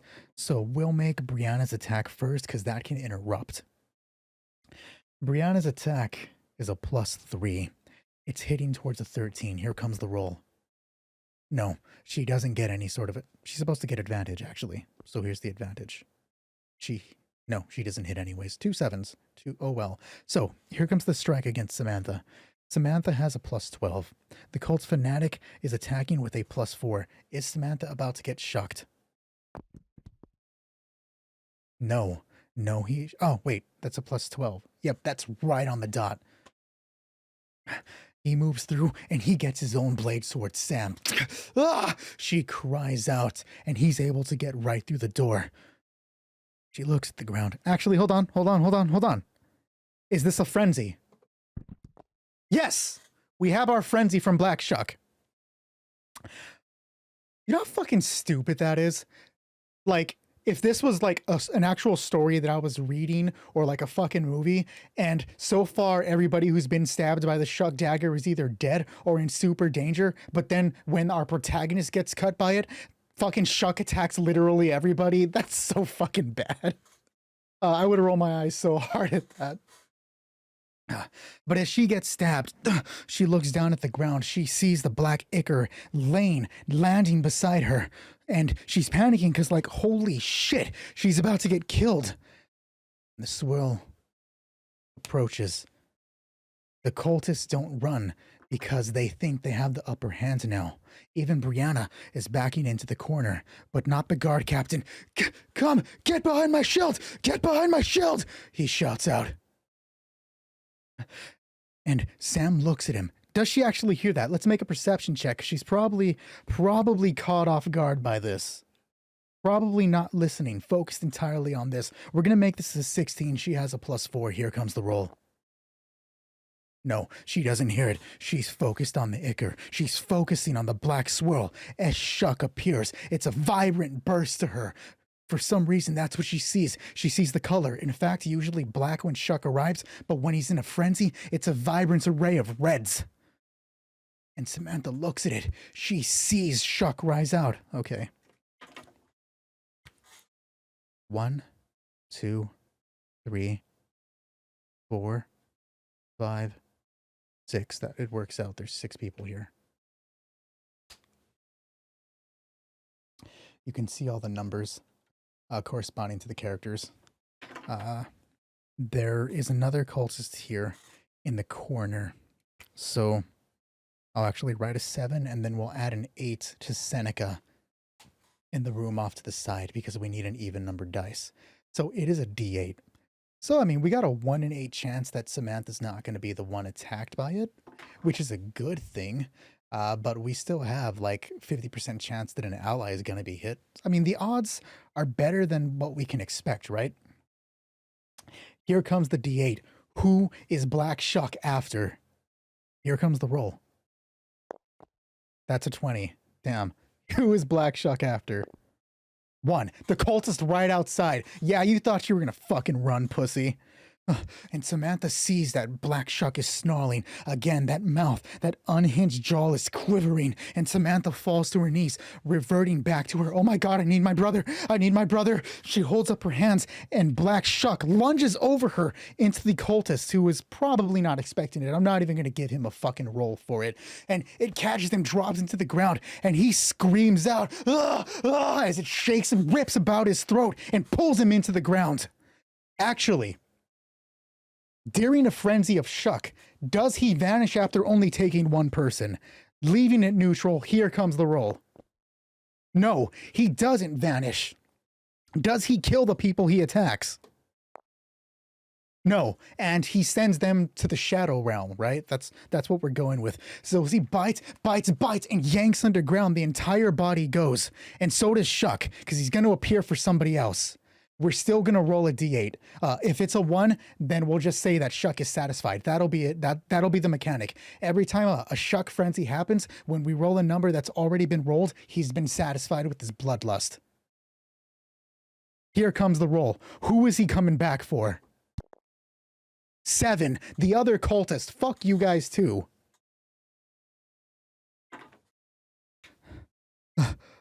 Why did he attack him? What the hell is that? It's supposed to attack her! And then Shuck appears to the right. This time I'll give that cultist a reaction.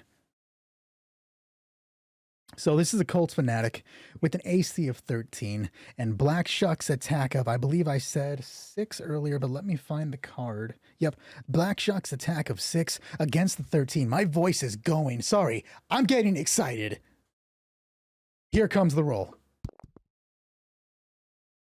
And this dude is fucking gone. It appears beside him, coming right out of the ground. He looks towards it. Oh God! And it bites into him, forcing him into the wall. The two of them vanish. Sam, get up! Sam, get up! Brianna is trying to lift her. Damn it, get up! Who does Shuck come back for? 1 and 7 are out. 3. The other cultist in the corner. This is going amazingly well for us. Holy shit. Better than I would have expected. We're going to make the roll right off the bat because I feel like if Shuck's going to attack, it'll be like through the wall and yank him in. Some creepypasta shit right there. 6 against 13. Here comes the roll. 18, yes. There is no snarl. There is no noise. The head of Shuck comes out from behind. Its jaw breaks in half, closes around the cultist, and before he can get and scream out, "Hey, look!" and he's gone. Sam, get up!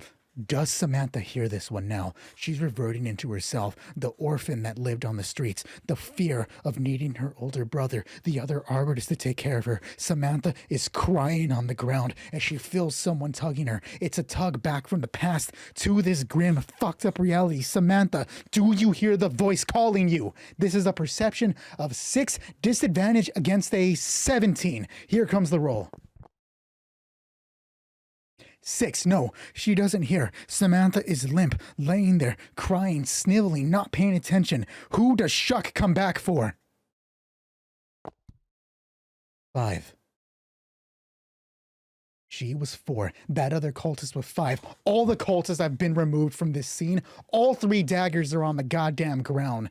That is insane. Okay, I know Shuck's gonna come out, but I want to ask, yes, this is a blood frenzy, technically, but is he specifically targeting the people who have the daggers? Yes. And he's being summoned and made to do this against his will. Here comes the attack against the final cultist that's being hit. 13 against 6. Here comes the roll. Automatically, when the black smoke begins appearing on the ground behind him, Crop, who, despite the fact that that he knows that the cultists are bad people. It's in him to be a good person, to assist, right? He points, behind you, at the cultist, and the cultist barrels through. In fact, he pushes Samantha over, stomps on her chest on his way out, and Black Shuck jumps over. They don't see outside. They just hear the cry in the distance, a cry in the night as Shuck grabs him. There's a 50% chance he's not coming back. Does he? No. They wait for it. They wait in silence. Where is he? Behind the shield. Where is he? The captain cries out, get me out of here! Get me out of here! Seneca is reaching through. Don't let it get me! Get me the fuck out of here! Enough!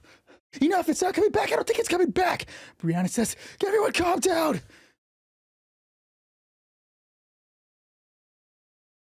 Quiet. Never-ending seconds. An eternity in the form of a minute.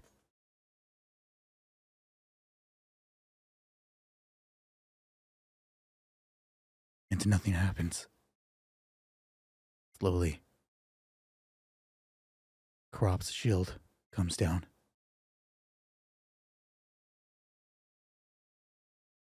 His heart stays elevated. It's pounding, it's almost all he can hear.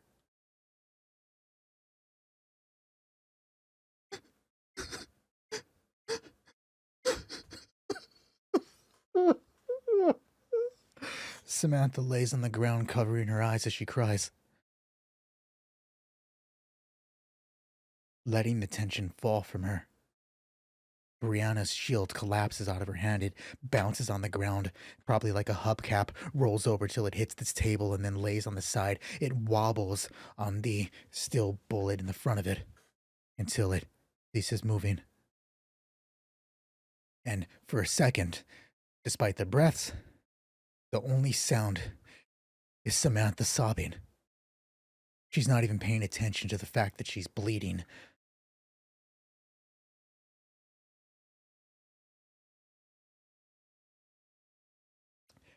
Holding on to his cell.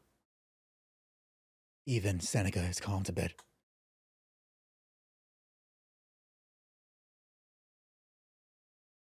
I know. I know that everyone has just gone through some stuff right now. And I don't know what's happening. But if it's not too much trouble, I would like to be let out now!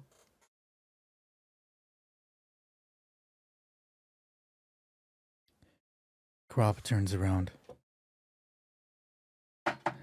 It's a slow gait as he reaches for the keys at his side.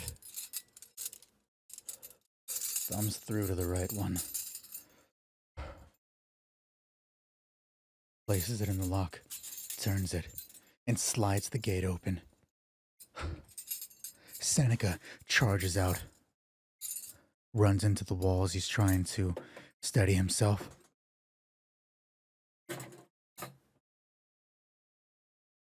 Was that it?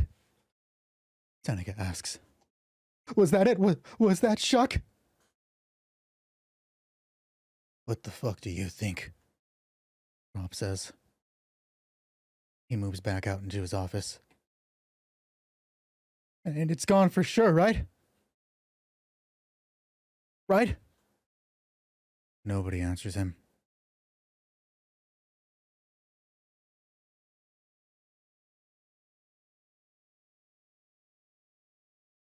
Brianna moves to Sam.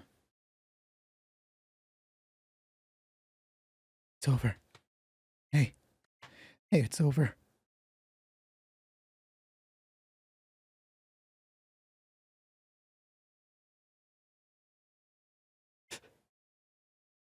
It's okay. It's okay. Despite the fact that this woman is a stranger, despite the fact that in her world as an arbiter, in their law, Samantha ranks above her. But at this moment, the scared little girl can only see the guard that sits in front of her. and Samantha clings to her. It catches Brianna off guard, who hesitantly places a hand on her back and then cradles her hair. It's okay. It'll be okay.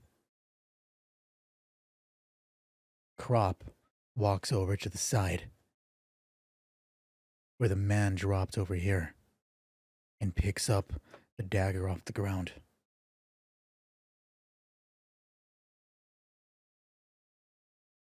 I think it's these daggers. And Brianna, on the ground cradling Sam, glances over. It is. If it's the same enchanted dagger, you have to say some fucked up phrase. They all said it when they walked in. He grabs the other one. Actually, no, the other one would be outside, right? Because that guy ran with it, and they didn't see where he got caught. So one of the daggers is out there in the streets. He looks out, past Samantha and Brianna by the door. Is Crop brave enough after what just happened to go and try to find the dagger? He's shaken right now. But not just shaken. He knows the importance of this. He knows the importance of what it is. So I'm going to leave it neutral. Does he go out there for the dagger? Yes. Intervention. What happens for the intervention? Entity negative. The entity negative, just to cause a bit of fucked up confusion, is going to happen to him. Him being Crop. He doesn't find the dagger when he goes to look for it. So the dagger is still out there. But in whose hands, we don't know right now. One of them left with the dagger. I wasn't paying attention, Brianna says. I saw him run. Seneca. He looks over to the kid who's still standing in the open frame. Yeah? When they came and fought me, I knocked the dagger loose. It's somewhere in the corner over there. I need you to find it. And I'm not touching that thing. It's not going to do anything to you. It's not activated anymore. Does the dagger become deactivated when it leaves the hand of the person that activated it? Leaning it towards likely, clear. I'm leaning it towards likely that the dagger becomes unactivated when it leaves the person's hand. Here comes the roll. Yes, it becomes unactivated. It's not going to hurt you. Look for it, pick it up by the hilt. What if it stabs me, man? Don't fucking argue with me.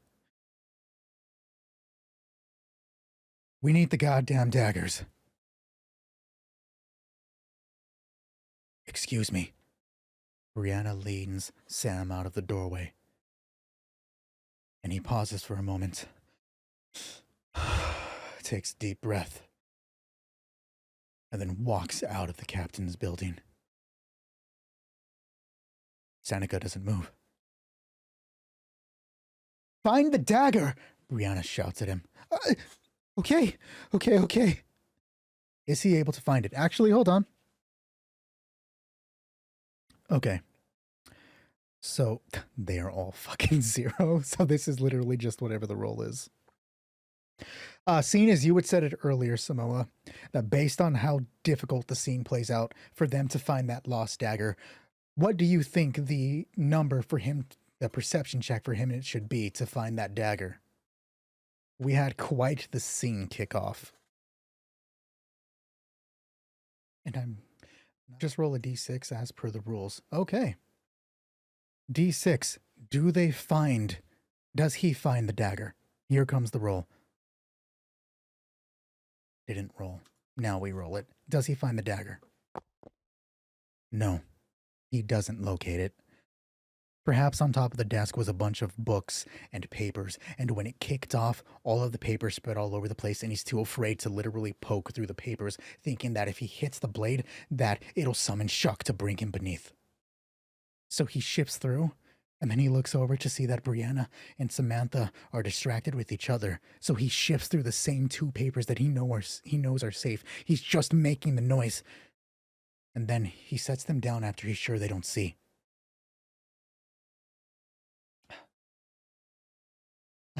I couldn't find the dagger. Of course.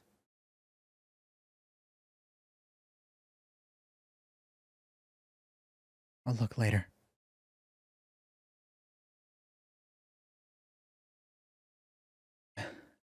Sorry, Samantha says. She pushes away from Brianna, who does let her go. And Samantha rises to her feet. There's a blood stain in the lower left side of her cotton shirt, and a scorch mark beneath that even. But she doesn't feel the blood, she just sees the light amount of it tripping through, and it's definitely stained the shirt. In fact, it's keeping it pill to her. She's covered in sweat and tears, so all of her clothes are sticking. I'm sorry that I didn't do anything. A 600-pound death hound was coming for you, Brianna says. What could you have done? And the uncouth Seneca says from the table, Crop fought it off. And Brianna shakes her head. He fought it off? Samantha asks.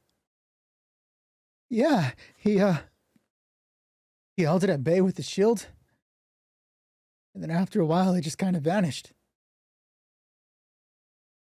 What do you mean it vanished?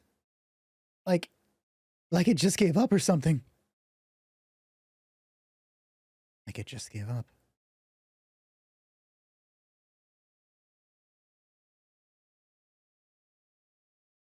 Maybe it can only be here for a short amount of time. Yeah, probably. Well, we have most of the daggers. He said the name of that guy, Frederick. We can track him down, and I can't do this, Samantha says, cutting Brianna off. What? I can't do this. I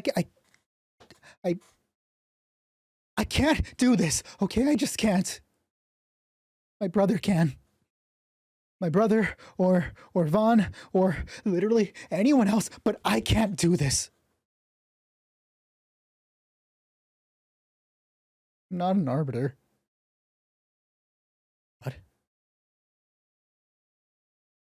Brianna steps closer, grabs Samantha by the elbow. You're not an arbiter?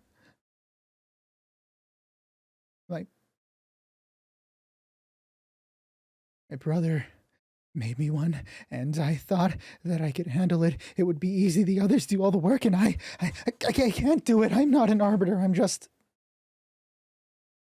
a bard. I play music.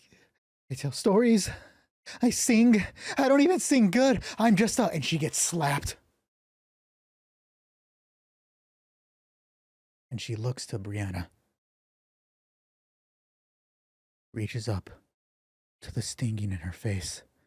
And that stinging in her face brings her back to the reality of that room.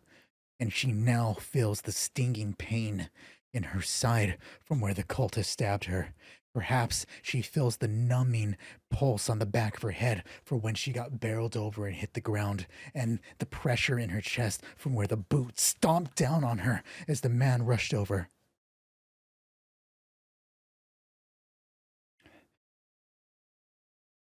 You may not be an arbiter, Brianna says.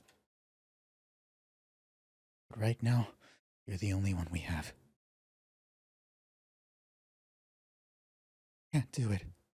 Not alone. Taking Samantha's hand gently, not the hand, the forearm, gently. She ushers her towards the table. Seneca, bring me a paper. What kind of paper? Any paper, damn it! Just bring me a paper! And he looks over. And he grabs the paper that he knows was safe, picks it up, and gingerly offers it to Brianna, who snatches it out of his hand. She sets it on the table. For the sake of convenience, I'm going to say there's a bottle of undestroyed ink on the ground. She picks it up, sets it with it, pulls off the cork, tosses it across the room, and grabs a quill and shoves it into Samantha's chest. And Sam grabs it.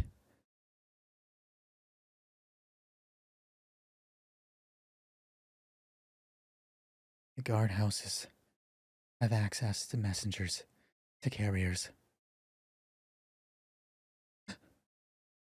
If your brother's going to be the one that can save you, call your brother. Call every fucking person you know.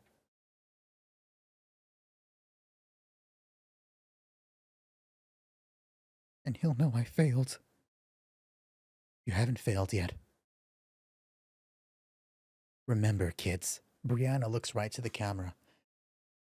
Asking for help doesn't mean you failed. It means you're human.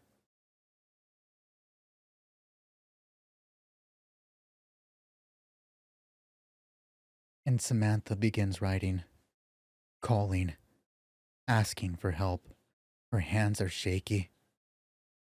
The ink is blotting as she puts it in. It drags with the quill. She doesn't think to shake it off, and she lets it rest too much on points where she starts the words or where she ends it, and some of the words don't have enough ink and they dry out partway through, and she has to go right back over, tracing the same letters. The entire word is a fucking mess. The entire cry for help is a fucking mess.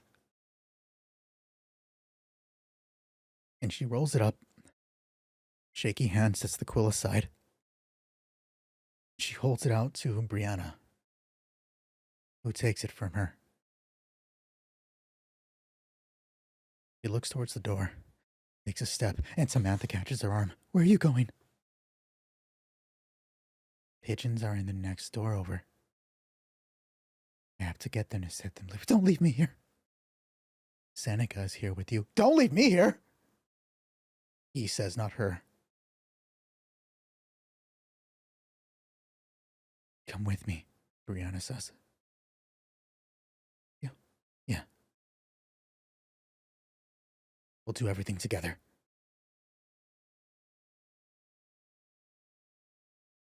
Everything together. Samantha's hand falls to her side. I'm sorry for being suspicious of you. And Brianna's face twists. I'm sorry I didn't say anything sooner. And Brianna heads for the door. Sam slowly follows her. We're left with Seneca. Light brown hair young man. Hey, don't leave me! And he rushes out after.